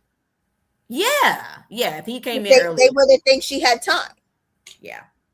But you think they would have put Kenzie out over her 2 weeks ago? I don't think they were as close to her as they are now, and I think they still would have chose Kenzie over her. No, they would have just picked like Parmita, Corbin, or somebody else. This group 2 weeks ago, they would have let her slide, hoping somebody else comes in for her. Yeah, that's true. Yeah. But we're a week out. No, go home. And we do hear Maura say she feels appreciative and grateful. So then Ariana's like, Jen, you are now single, vulnerable, and dumped from the island. Every islander. Oh, I don't know why they were shocked at that. Why are y'all shocked? Please. Then Ariana is like, but I did tell you all, that there was no dumping happening. What? There's something else going on. 4 more people are leaving tonight. I didn't tell you this was going to be the only thing. Yeah, so say your goodbyes to Jen, and I'll be back in a bit. And Jen's like, I can't lie. I'm glad I'm not leaving by myself. And here go Trinity. I knew it. And Anaya, she was like, I called it too. I called it. Because they watched the show. They know. So then Jen is getting ready to go. Everybody's saying their goodbyes. Kenzie tells her she's gonna miss her, The girls are like, girl, you look hot, you look beautiful. And they are kind of way Gall tried to come over and hug her, and she was like, and no conversation needed. Like, I'm good. Right. I'm good. Kenzie says she's glad that Jen came in. She called her a girl's girl, says she loves that she calls her out on her shit. We know Jen do. And she's happy that they are besties. Yeah. And she says that it's just as it sucks, but she had a great time. Shout out to the girls, the friendships that she made. And she knows love is waiting for her on the outside. I don't know if it was just the shock of it all or the fact that it was Jen, but I was like, this was the least emotional dumping we have had. Yeah. But I also wonder if they was going off of, for Jen, not the 4 people one, but for Jen, like going off of her energy and was more so just hyping her up than actually being sad because of how sad she's been the past couple of days. They were just like, well, girl, you look good. You're going to be fine when you get outside. Like, don't worry. The world is your oyster. Like, I feel like they were just trying to give her I just think, sometimes you get to the point where you're just like, that person's person is not in the villa. They're not going to get there. Right. And honestly. Yeah, now the 4 people dumping, that one makes sense why they weren't emotional. But the Jen one, I was wondering if anybody would get kind of like teary-eyed. Please. Why do y'all play on this internet? America has failed me. Please. Please. I love with the internet. Okay.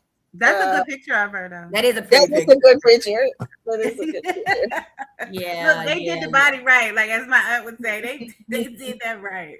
Yes. So she heads on out, and then Ariana comes back, and everybody is standing on little podiums with. It reminds me of the little that game on Price is Right. The Plinko. Yes, that's what it looked like. And then I was confused because I only saw when Carla and I went, because they went first. I only saw Carl put his up, and I was like, "Why are they two? Who went?" No, and then I realized afterwards that they were each putting. I was like, "Y'all didn't have to do that. Put too hard." I thought they were as a couple. I didn't understand that either. I was like, "Why don't they? What are we doing?" It would have made it spicy if you had everybody do it by themselves. Because you don't know where them hearts would have went. But why are they spending money on these props? You could have just told them call out the name. It didn't need to be all this. Dramatic. Right. It's all dramatics. But she tells them that in your couples, you're going to pick two couples that you think are least compatible. And face to face, you will say their name and give them the reason why, and then hand them a broken heart. At the end, the two couples with the most will be dumped. So we then go into our deliberations with the couples. Bryce and Trinity are chatting about Kenzie and Dylan, and they basically feel like she likes him. Well, Trinity feels like she likes Dylan. She just wanted to explore golf.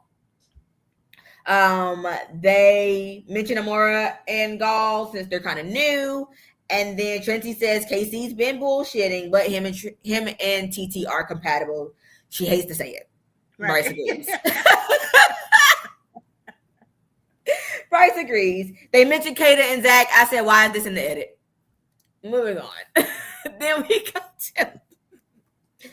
Did y'all kind of already know, if I go down each couple, who the couples were going to pick? Like, you kind of had an idea of who each one was going to pick? I did. And I thought that Corbin and that girl was going to be petty. I did too. Kenzie and them. I knew. Like I said, none of those votes surprised me. Yeah. Even like those stray Melseer ones. I was just like, yeah, it makes sense.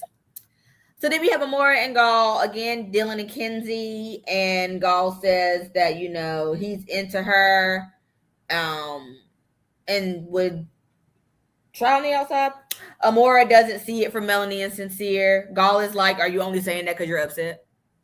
I said, "Ooh." She said, "Fair point, fair point." I still we're gonna vote for them, so there's but she was like, but after seeing those clips, it's kind of like, and then Gall said he's unsure about Parm and Corbin. And Amora feels like they are, growing, but they're just freaky. Then we have Kata and Zach. Again, they lead in them talking about Trinity and Bryce. Again, for what? I don't know. With Parm and Corbin, they feel like, are they into each other, or is it just sexual? Again, the same conversation that a lot of people were kind of having in regards to those two. Kata thinks they are growing, though. They say with Jaden and Caleb, Zach feels like in Casa they had something, but now, don't know. Casey and TT, they feel like per Zach, they're compatible, but Kata is kind of just like, I don't know, because he did switch up super fast, which, fair. That's fair. Naya and Carl are chatting. They talk about Melanie and Sincere, and Carl just feels like with Corey, Melanie was a bit more like, happy and sweet and upbeat, but with Sincere, it was like the yelling and the crying and all of that stuff. With Amora and Gall, just brand new. Jaden and Caleb, kind of too early to be having these types of arguments and conversations that they're having. Valid. Yeah. Yes, valid. Then we go to Jaden and Caleb. With Amora and Gall, again, just don't see it working. Anaya and Carl, very new. Caleb, he hasn't even slept in the bed with her. He did, technically, in Casa. But I get what Caleb was saying. Yeah, I get it. He was fighting his life. He was just saying. Yes, but they both do bring up like Anaya still getting over the Casey stuff that happened. Right. And then Kenzie and Dylan, they do feel like Kitty was exploring a lot, basically. Then we go to Melanie and Sincere with Parm and Corbin. Melanie brings up the age gap. I said, why didn't nobody bring this up with Trinity and Bryce? Okay. She's not gonna bring up her friend. She don't care. That's her friend. But the other couples could have. Unless it got cut. The other couples could have, yeah. Unless it got cut because production trying to push a certain story. Yeah. But she brings up the age gap dynamic, which Sincere says, I think Corbin needs that though. And you know what? He does. He does. He does. He needs an older woman. There are points where I'm just like, yeah, Parm, that, yes. Yeah. Like maybe. Kenzie and Dylan, they're both unsure. Melanie feels like, maybe she would still be exploring if the video didn't happen and that it was kind of a safe pick. Right. Kenzie and Dylan are chatting. They say with Caleb and Jaden, they feel like it's kind of rocky. With Melanie and Sincere, Kenzie thinks they're good now and they'll always pick each other, but Dylan's like, ain't that the problem? Yeah. They're rocky, but they keep picking each other. So when is it ever going to be the same with y'all, Dylan? Yeah, but he says, when is it ever going to be healthy? And then with Parm and Corbin, Kenzie thinks that they are shit, and Dylan agrees. Yes. I didn't know she said that because I was fast forwarding the deliberation because I was like, this process has become long. Why did this process have to take? Well, this is why they don't usually allow the couples to be voted like this because again, it's a long deliberation. This is 2 hours basically. Mm-hmm. So then Parm and Corbin are chatting. They say with Melanie and Sincere, she feels like Melanie deserves better. With Dylan and Kenzie. Now, because I think the language and the captions and everything, certain words were getting mixed up, but basically they feel like Dylan and Kenzie kind of along that same thing with Kenzie doing all of that exploring. Corbin feels like she's worse than Sincere. Parm feels like she's not as bad as Sincere. They were just going back and forth with that.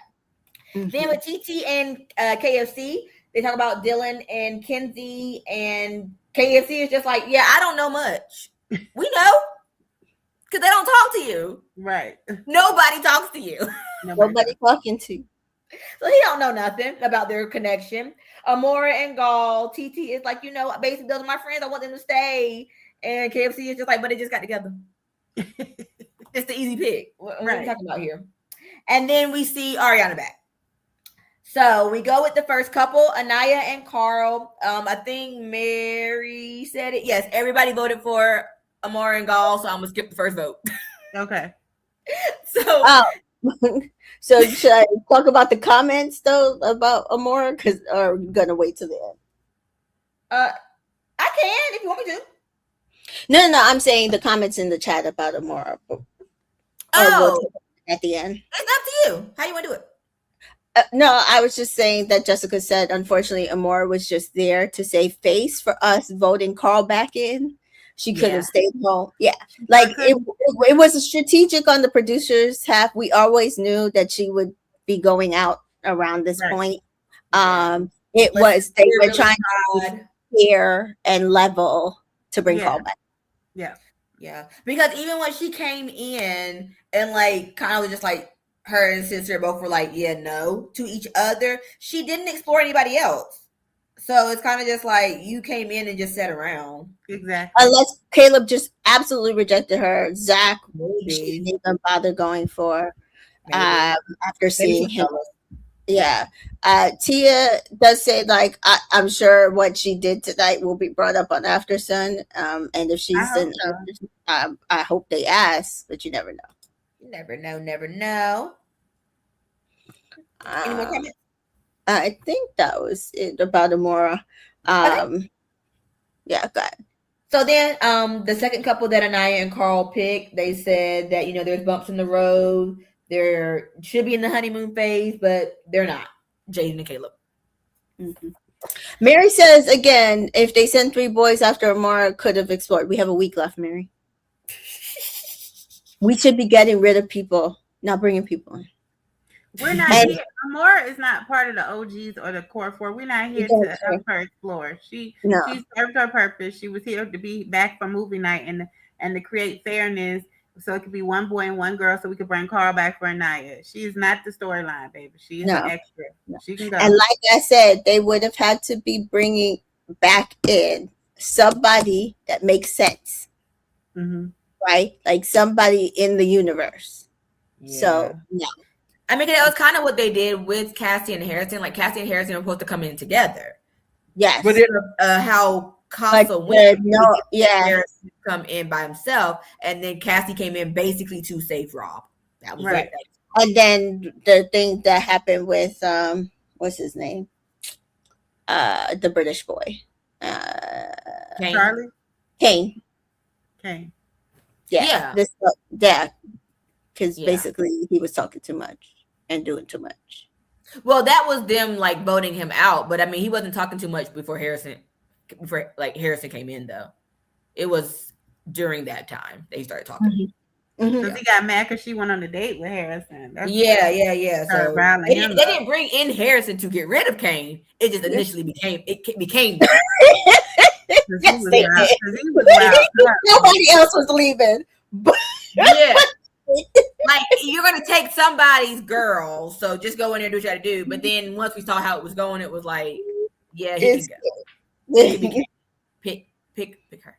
Thanks. Then we get to Trinity and Bryce and their second couple. They feel like there is a connection, but it's probably one-sided. Jaden and Caleb. Then we go to Jaden and Caleb, and they say that the guy is more into the girl. But due to her past, the trust might not be there. Kenzie and Dylan.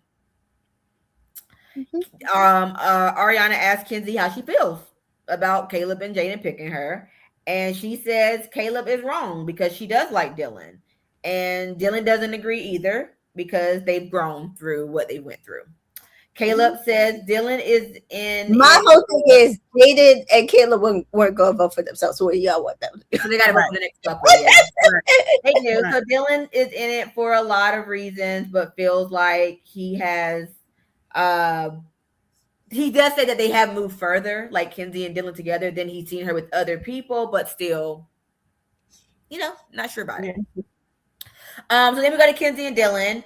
And she says that they feel like the relationship is lustful, and each time the guy talks about the couple, it's just about him seeing himself in her. Yeah. Parm and Corbin. And it's very true. That is fair. But true. Petty, but true. That's true. So then Corbin says that Kenzie never really gives a real reason as to why. What's a real reason?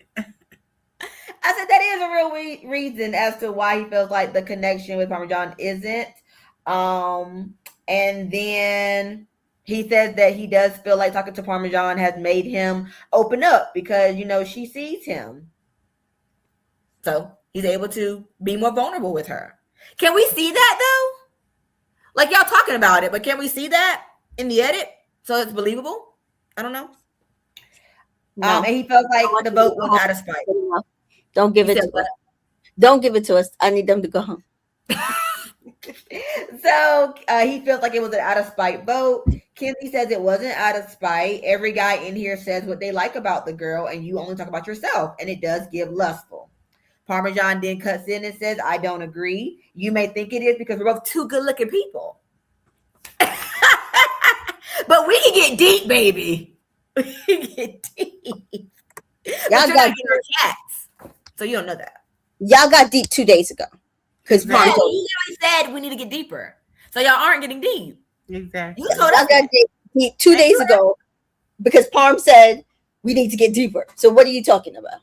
Exactly. And you all both of y'all think y'all the best looking things since sliced bread. Sliced bread. Everybody in there look good. Who are y'all? Like, as Mary said, as deep as the Everest. Yes. Y'all are very surface. Sorry. Very, very surface. So then Parm and Corbin go, and they say, Corbin's like, I don't really got no words. This is a hard pick. I just, I felt a little backstabbed that movie night. I felt a little like lied to. I feel like because of this, the couple has suffered. The guy lied, and that bond is broken. Melanie and Sincere. I was like, how do you feel backstabbed? But again, I am telling you right now, Corbin and Parmita want to win this game. They want to win this game. Sincere was very understanding. If I was Sincere, I would have in the back of my head, I don't F with him no more. Yeah, somebody did tweet that they saw Corbin's face during Sincere's video. And Corbin kept looking over at Melanie. Corbin was upset. Yeah, so maybe he really is like, this might be real feelings for Corbin. It is real feelings. But Parmita? Yes. This is strategic. But she also feels like Melanie deserves better. So I don't know. Like, what's the percent? 60-40? I think it's like, like 60-40. I don't know which way, but strategic, but also them being upset. Yeah, because Corbin genuinely was, which I think that's also why Melanie went to him and said, "Should I keep in the business?" Because he sat down with him yesterday. He was like, so you gotta clean this up a little bit. Like, you gotta figure out. So he didn't care about what happened to Anaya.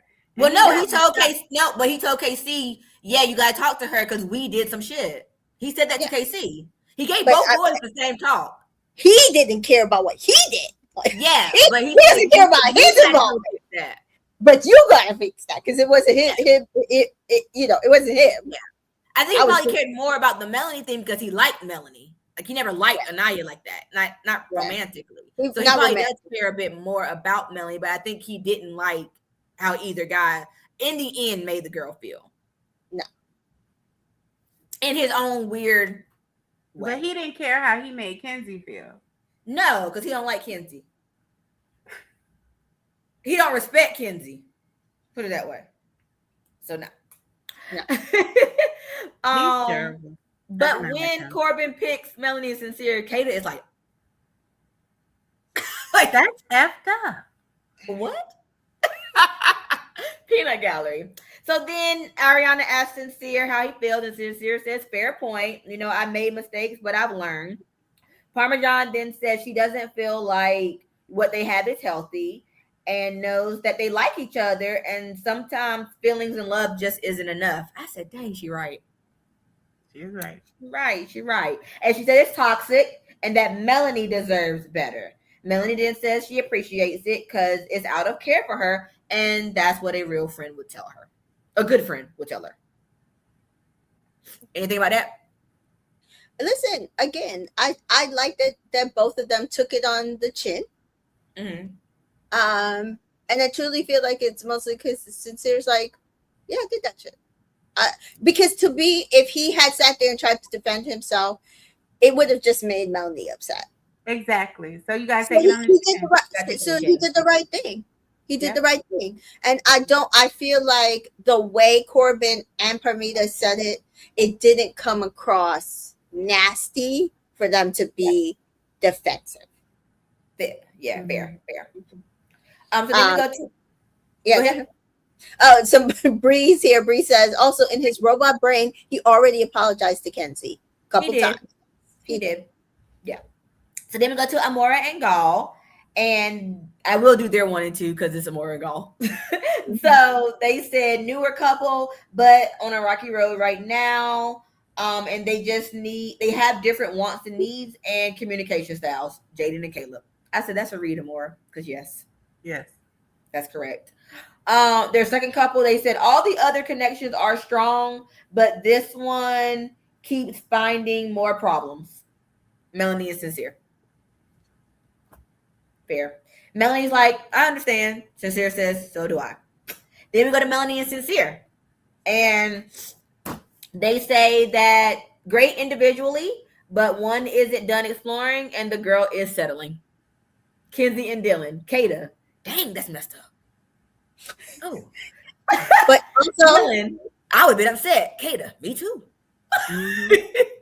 But also truth. And also, same for y'all. But nobody knows that.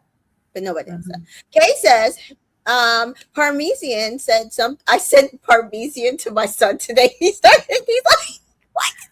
Who is that? You probably say, who is that?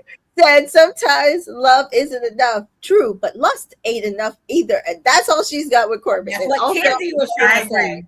I agree. But she doesn't think that. She thinks they're deep. Kay, what do you not know? They get deep. Just because they look good doesn't mean they don't get deep. They be in there, they swimsuits and their bikinis, but they get deep, girl. Tomato. Oh gosh. So then Kenzie says she didn't even give Melanie insincere thought because of their friendship and how close she is to Melanie. So she's hurt by her words and she don't agree. Melanie says, well, if I am that close to you, I'm being a good friend by just being honest. And you wouldn't keep exploring if you didn't get called out at movie night. And Kenzie again says, I don't agree. And I mean, agree or not, that's her prerogative to be like, I don't feel that way. But it's also Melanie to be like, as your friend, I think you do, though. This is how you act.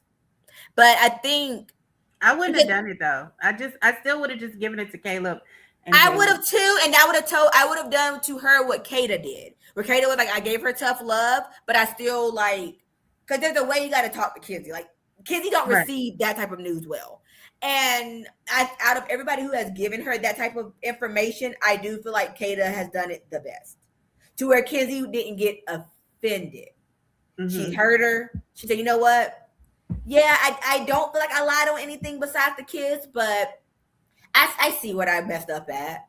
Right? Whereas everybody else with Jen, with now Melanie and whoever else, it's kind of like a Corbin with the lustful. I don't do that. She's just defensive. Right. Yeah. And then at that point, Ariana's like, with 6 votes, Amora and Gal, you're gonna be done. Like, I'm like, Ariana, please, can you wait to the end? He'll go, but we still have more votes to go. Ariana, no, y'all can't even come back from this. Please. So then we get to TT and KFC, and TT's already emotional when they vote Amora and Gal. But then for their second couple, they bring up that the connection is real. They don't know if the connection is real. And it's Kenzie and Dylan. And Kenzie says, yeah, valid, I was exploring. See, at that point, she's just like, yeah, I get it. Right. I just got to take it. Yeah. At that point.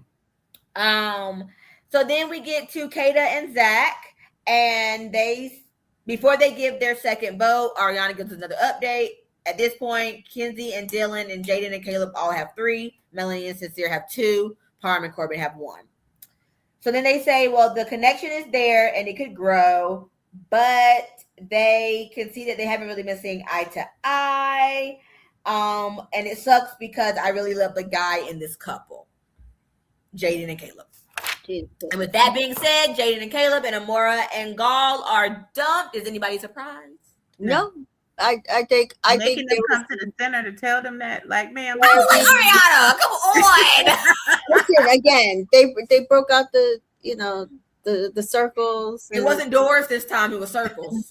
And I was just like, okay, I know y'all got that stuck somewhere in the back. Got it, understood. Got it. Caleb just says, great friendships. Stay true to himself. Looking forward to the outside. Seafood boils. I said, can I come? Because I love a good seafood boil now. Hello, me too. Okay. I wonder if he's going to have the right But did it sound like he was including Jaden in any of what he said? No. It did. At that point, he was talking to the boys, wasn't he? It was him. It wasn't. No, but it sounded like when he said what he was saying is just like, I don't think you guys are staying together. It just didn't feel like it was giving that from what he was saying to Ariana about leaving. Yeah. Then Ariana's like, say your goodbyes. And we see Kenzie go over to Parm and apologize. And then Parm goes, but you got to stop being petty. And Kenzie said, I'm not being petty. I'm not being petty. And she was like, Parm then goes and says, because it's not all about looks. Like, we look good, but it's not all about looks. And Kenzie says, okay, baby, but I'm sorry, it wasn't about you. And And this is why I'm with Mary on this. As much as I get annoyed with Kenzie, I'm not letting Corbin and Parmelia. Because he was over there giggling when they said that they had 3 votes. Exactly. Like, oh, she's gonna pack her shit up tonight. Did you see TT's face when it came out that it was Corbin? I mean, that it was Caleb and Jaden leaving. She rolled her eyes. Did y'all see that? She was mad. She wanted it to be Kenzie and Dylan going home. I'm sure, because again, the Parmita and TT, I think, have been moving strategically to keep the Casa people in the villa, right? So that they can stay and win. Again, they thought that they were going to come and run the villa, right? I don't know. And then Laura came in. Now they got 4. Now they got 4, and now you back down to 2. Yeah. And neither one of y'all are winning ever. No, not at all. The boys say that Caleb had a great journey. Sincere says Caleb leaving is going to hurt him the most. The Casa girls have a moment. That's all I got. Anything else happen? No, I was just like, I think all of this, I will give the Islanders this. They did their job because those are who I would have picked to leave. Yeah. So even if the vote came to us, I think those are the people that should have left. So the right five Islanders left. Yeah. Mary says the core 4 won the double HOH. They sure did. It was rocky there. Woo! They did. Yeah. They got it. They did. And that was the episode.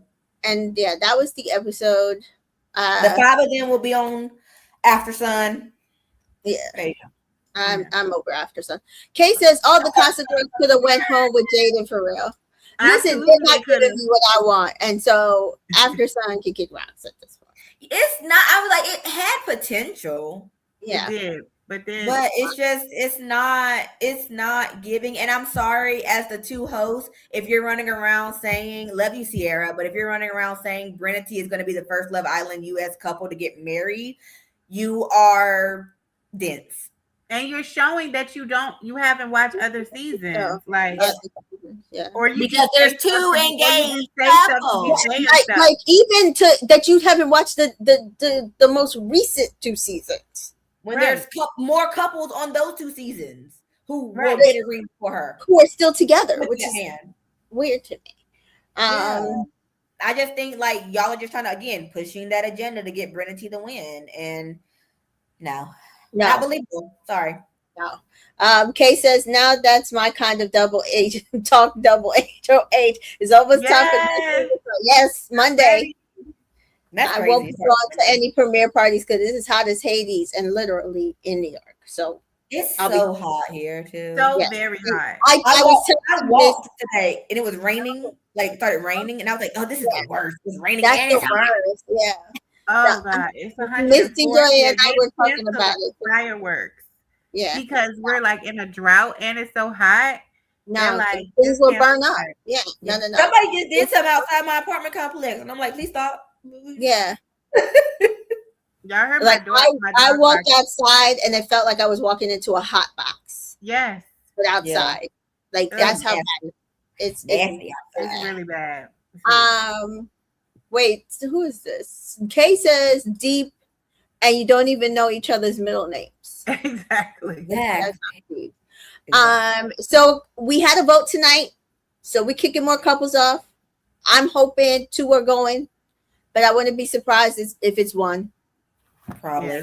And then a couple days because then if we're at 7, it'll be 1 on Sunday.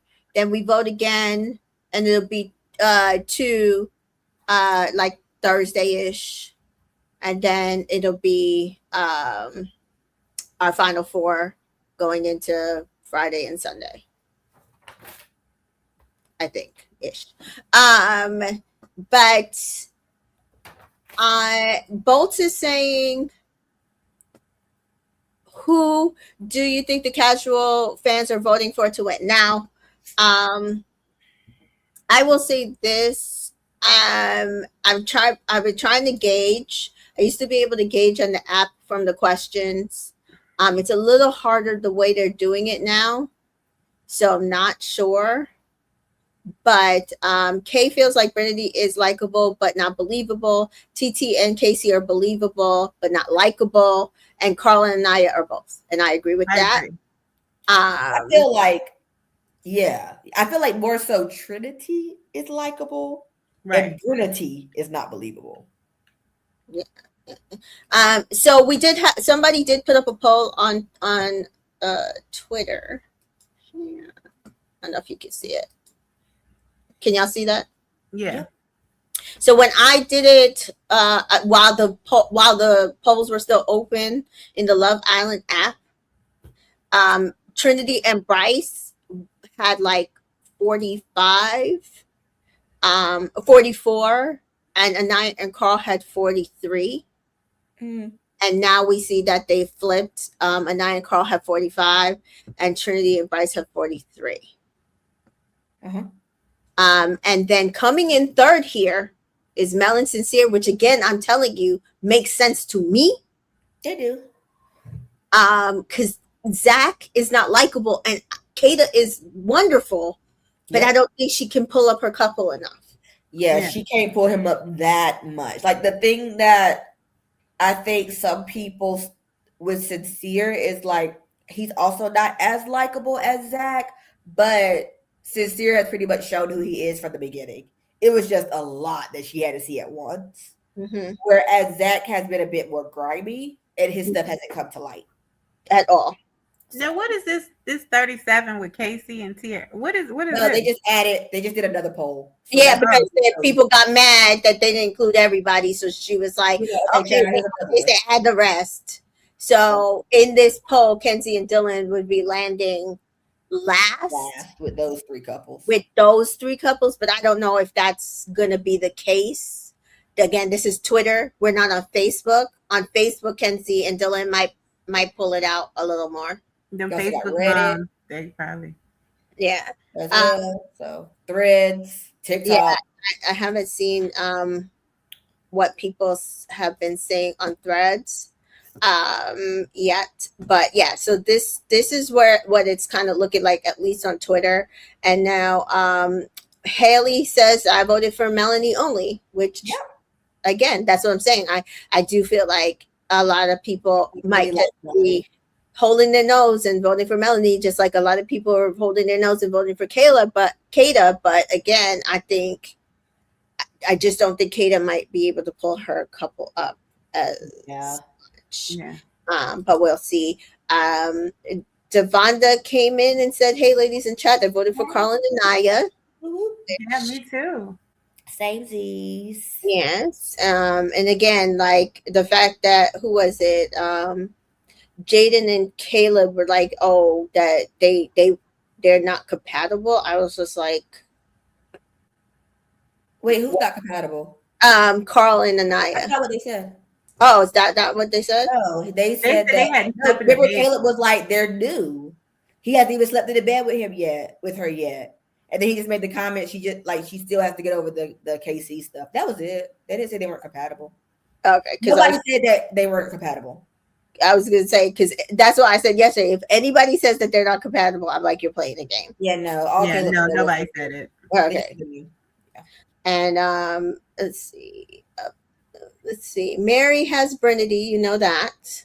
And then she feels that AI and Parm should be 7th, Kenzie 6th, Casey and TT 5th. Can we flip Kenzie and TT? I kind of feel the same way. Can we flip the last two? Prefer to flip the last two. Yeah, I know splits be doing a lot. I know she do, but I can't have her under Casey. No, I can't. Just for the plot. I'm sorry. No, I can't. I'm sorry. I can't do that. Casey and AI got to go first. Yes, absolutely. Kay says, I feel like Threads is mostly, she's saying Threads is mostly rooting for Brinity and Carl Naya, which makes sense. Yeah, that's usually what it is after a show. That's usually what I see on my timeline. But I know just how I felt. I was like, right now, Brinity is running away with the win. If they bring Carl back and Carl and Anaya lock in, that's their competition. Yeah, once they start showing the dates and they in the bed together kissing and him doing romantic stuff, I think people will start to get even more behind it. You know what I mean? Like when she sat down, Anaya came and sat down beside him after he did his speech. And she was like, that was so nice, whatever. And he was like, we're a couple. He was so excited. He was like, we're finally a couple. She was like, I know. It was so cute. Yay. And then I will say, when Casey chose TT, Anaya was grinning hard. Yeah, she was. She was really happy for them. Yeah, she was. That's why I say, y'all can't make me hate that girl. I'm sorry. Never. Y'all can't make me hate none of Corpora, but y'all can't make me hate Anaya. I'm sorry. Exactly. Yeah. Mary says she gives Dylan and Kenzie 2 weeks after reunion, which is maybe why she has her ranking the way she does. Okay. I mean, yeah, I do see TT and Casey probably lasting a little bit longer. Yeah, that's a little close to each other and questionable, but I can see them lasting longer. Yeah, that doesn't mean I want them to win over her. Exactly. So, although it might feel just desserts for them to get right to the finish line. And bye. Draper Ruby says that I think this cast has potential for a very good Beyond the Veil. Yeah, if they build it, unlike last season, around core 4, that's a good show. Yeah, because pretty much it's all the OGs. They made this OG island essentially. So it's not like they're bringing in a lot of new people. That's going kind of like last year where it was a bunch of the Casas and the Kias and all of those people that are in this Beyond the Villa thing with some OGs. No, this cast, it would mostly be OGs with a sprinkle of Casa people. Yeah. Because they're not going to want to hang around TT and Amor. I'm telling you now. It's like, it was fine while they was in the villa, but I'm not about to have them in my house going skiing with them at the mountain. I'm not doing all. I'm telling you now. Trinity be like, I'm not doing all that. I'm not doing that. I can just see. It's like it could be the core 4 and our men, and you know what I'm saying. You can put Caleb and Kenzie in them, but other people, we're not doing it. We're not doing it. Kay says that Casey and TT will do couples content and they break up within 3 months. Maybe. I don't know. Maybe they might. To be fair, I can see them doing the YouTube skits. Yeah. Like that type of couple that does the pranks on each other. Mm-hmm. I can see them becoming a TikTok influencer couple. Mm-hmm. And they live in the same area. So it's not like it's going to be long distance. They're right there. They're down the street. So possibly. Yeah. She already does that type of stuff. He subscribes to that type of stuff. Mm-hmm. So I can definitely see that. So yeah, I think we are in the last push for the week, and I just want to see love and all that comes to it. I wish we could just get dates upon dates, but we're not going to. We'll probably get hideaways upon hideaways, which I prefer not. Right. Yeah, you probably will. I feel like I can see them opening it Sunday. Oh, we can see it. Yeah. Unless they open it up to we'll see it on Sunday, but they open it up tonight. Mm-hmm. After the recoupling. And everybody gonna vote for Trinity and Bryce to go in. Trinity and Bryce. Yeah. It will be Trinity and Bryce. Yeah. Yeah, and I don't want to see it. No, me neither. But I feel even on Sunday it will still be Trinity and Bryce. She's saying, or Kay is saying that. I say that because TT has been on multiple YouTube streaming shows before Casey already has a pretty decent internet following too. Yep, that's what I was saying. Yeah. Well, yeah, I could see them being together for a short time, but I also could see them being together for a while. Yeah, it just depends. I mean, I feel with them like I felt with Huda and Louis. Yes. And how long did Huda and Louis last? Not even a year. Not even a year. But longer than I gave them. Yeah, I was like, they're going to break up. Toxic. I mean, yeah, they're going to break up early, or it's going to crash and burn. It is going to end bad, and it ended bad. And I do wonder if when TT comes out and sees the reception, and also why they didn't get to the end, because I doubt they'll get to the end. Yeah, I think that might shock her a little bit if they don't get to the end. Kay says, thanks for another amazing recap. I hope y'all enjoyed the rest of y'all night. You Enjoy too. your weekend, guys. We will be back on Sunday to discuss the impact of this recoupling, because I'm sure people are going to be mad that people voted for them, and I actually don't care because I think all votes were valid. Yeah. I mean, feel your feelings, but I don't feel like there needs to be arguments. Like, just say, it hurt my feelings. I get it, girl, but I had votes for somebody. Okay, cool. And that's it. That's it. You don't need to have long discussions. It don't need to be drawn out. Yeah. Yeah. Yeah. Please. I want to see dates, not arguments. I want to see dates. I might even take babies at this point. I don't want right. I don't think we're gonna see the baby. We might not see the baby challenge until maybe Tuesday if they do it. Yeah. Maybe. Yeah. Yeah, that's what I'm saying. I think what happened? Did people get dumped after the baby challenge? Oh, so when do we think Family Day is? Sunday? No. There's too many couples for Family Day, right? Yeah, no. I feel like we won't have we won't have Family Day until after this vote, probably. Yeah. Because we'll get down to 6. So we'll have 6 couples. Okay. So Family Day might be Monday. Family Day with either the 6 or the 5. Mm-hmm. And then maybe babies, and then maybe a dumping, maybe a couple's dumping.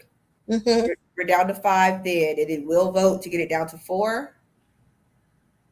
Yeah. Maybe, what, Friday? No, yeah. Thursday? Friday? So are you saying we're not going to have no dates until we have the big dates with the final 4 couples? We're not going to have no dates. It's going to be like season 6. We didn't have any dates until the big date. And the same thing with season 7. We didn't have any date. We had Sierra and Nick went on one date, and there was nothing. Jeremiah had a date. That I'm saying post Casa.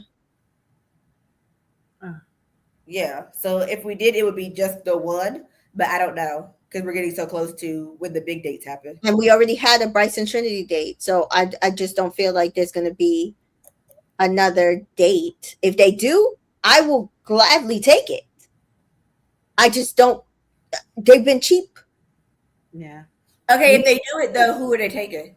Who is not who we want? Who do we think production will pick? Well, if Bryce and Trinity already had a date, Carl and Anaya, or Zach and Kayla. Or Mel and Sincere. Honestly. That's what I was gonna say. I low key can see them picking Melody and Sincere. Yeah. To get out of the villa. Yeah. Maybe that would be good for them. Yes, I can see them saying, y'all had there's been a lot happening. Just don't give them a hideaway, please. No. I don't think they don't need to have sex. Like she said, no French fries. She don't need to do nothing like that with him. But if they go on a date, I do think they need that in order for her to like get out of her head a little bit, even if get out of his a little bit, because y'all need to talk and figure out, okay, what is this? What are we doing? Can I really go outside with you, feeling how I feel with everything that has happened in this villa? And maybe being on a date with him can help her figure that out a little bit more. I don't think they'll pick Kata and Zach, because we've already seen them in the hideaway. So I don't think they'll pick them for the date. So I think it would be between Sincere and Melanie and Carl and Naya. Yeah. And also with a double date in separate locations. That would be nice. Or you could just have these men cook something. They be at separate tables or set up dates in different places. Everybody. Give me something, please. Jesus. That includes everybody. Maybe we'll get that like before Family Day. Like everybody like eating. I will take all of that. Yeah. But yeah, so we will see you guys on Sunday. Is there anything else that we missed? I'm so glad that I hopefully have low Anaya commentary. I feel like at least until Sunday. I think so too. Because if y'all are still chatting about what she said, I haven't been online yet, so I gotta go see. I haven't seen anything, honestly. I've been seeing vote for them. But because I think honestly, if you're still chatting about what she said and not about what Trinity said, I know who you are. Yeah. Hello. So, or even Kata. Even Kata. So yeah, that's where I've landed with it. I'm not. I can't be bothered with y'all throwing shade at one and not all of them. They're all doing it. They've all been giving bad advice as 22, 23-year-olds for the whole entire season. Absolutely. Yep. That's why we're in the situations that we're in, because if they did give better advice, them girls would not be with the boys. Exactly. So tell the people where they can find you, Miss T Joy. On Instagram and Threads at Miss T Joy, and on Facebook and YouTube at Miss T Joy 1334. And you, yes, Twitter at Nita, Instagram _and_sweet, YouTube Nita Faith TV. Okay, and as always, you can follow me on Entertainment in Color on Snapchat, Twitter, and Facebook. Oh, sorry, Entertainment in Cole Media, and Entertainment in Color on Threads, Instagram, Threads, and TikTok. We will be back on Sunday. I'm hoping for more love for the rest of the season. We can only hope. So, like Kay said, see you Sunday. Thank you for joining us.